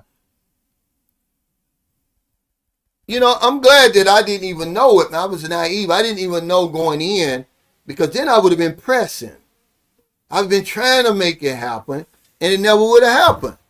And I think that's what's going on with a lot of guys, but at least they're smart enough to be in the Philippines, man. There's no, even though a lot of black men, see, black men, I made a video about this before. We've got so many options, okay? We're not just focused on one place. Not as much, we're not as focused on the Philippines as some other people are.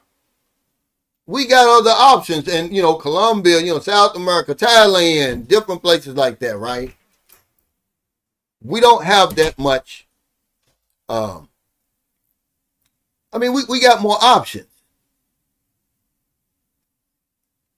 But there is no place as popular as the Philippines, man. The Philippines is one of the most popular places. Certainly if you're going to start a YouTube channel. I didn't know that when I started, guys. I know it now. That's why people come over here and they start a YouTube channel. I don't blame them. It's better than being in Argentina trying to start a channel. You're more likely, that's why you see people, new channels like Jogo Wonder, that blew up like that. And others that I knew, and you see all these successful channels over here because the Philippines is that popular. And people watch it on a loop. You can just show, okay, there's a black guy named Pinoy Floyd. He's made a whole career just showing he's interviewing people and he's showing condominiums and stuff. And look how successful his channel is. But he's over here in the Philippines. See, Alex living abroad had to learn that. I tried to tell him in the beginning. When I met Alex, he only had like 3,000 subscribers. Okay. But the Philippines is so popular, next thing you know, he got up to 27,000. He starts feeling himself. I said, look, man, the only reason you got that 27,000 is because you're in the Philippines. You go somewhere else, nobody's going to watch you, man. Oh, no, I'm going to India. There's 1 billion people over there. I'm going to get 800,000 subscribers. He wanted 1 million subscribers, whatever. Crickets when he went over there. So, even though he doesn't live here, 99 to 100% of his content is the Philippines. Because that's how he earned his money. But no, guys, y'all not going to make me ashamed. And the only reason y'all say that stuff because you're not earning it. Well, people do it. They'll do it as, oh yeah, well, I don't need that money. He needs it. Like, okay. If we live in the same neighborhood, you ain't doing no better than me. This is what we don't understand. I'm not trying to keep up with the Joneses over here. Yeah, they earn more than that. I'm just saying that. But if you earn that kind of money, certainly if you're a black man in the Philippines, they coming for you. You're going to be harassed. And see, I'm going to speak my mind. That's another reason why my channel, see, a lot of white people, I had a white flight from my channel. They think I'm a racist. I'm not a racist. It doesn't profit me at all to be a racist. I mean, you're not hurting my feelings because you don't watch my channel.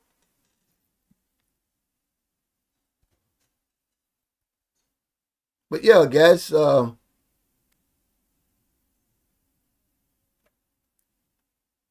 appreciate y'all coming on here, all your super chats, super stickers, thumbs up, all your support, man.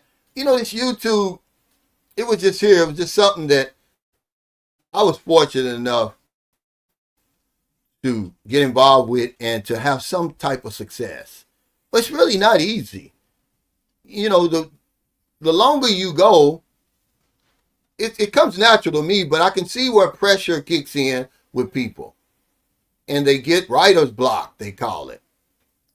Because they're chasing these topics. But it's not easy, guys. If you see somebody doing it, you should tip your hat to them. You don't even have to like their content. You don't even have to like them personally, which I don't understand that when we don't even know each other. All I'm trying to do is relate to people and say, hey, man, look, this is the option for you. And once you get over here, you're not going to ever say, oh, Cal lied. You're going to have your own experience. You're going to have your own stories. But you'll never be able to tell me that I lied. So thank y'all. I really appreciate it. I'm getting ready to get off here, man, because it's going to get busy from here till about 8 o'clock. We'll shut it down. They're usually about 9. Thank y'all for all your super chats for Booby. She'll get it. She'll certainly get it. But take care, y'all. Let me read this before I get off here, because he's making a great point here. He said the best plan is to start in YouTube as a hobby, and if you can get money from it, then treat it like a business. Well, you know what some people do is they never even come into it to earn any money, but they're documenting their time overseas, wherever they are, or their life in America, wherever they're YouTubing from. If you only knew how hard it really is to get on the algorithm, see, this is the reason why I'm glad I didn't know. I didn't, overthink it.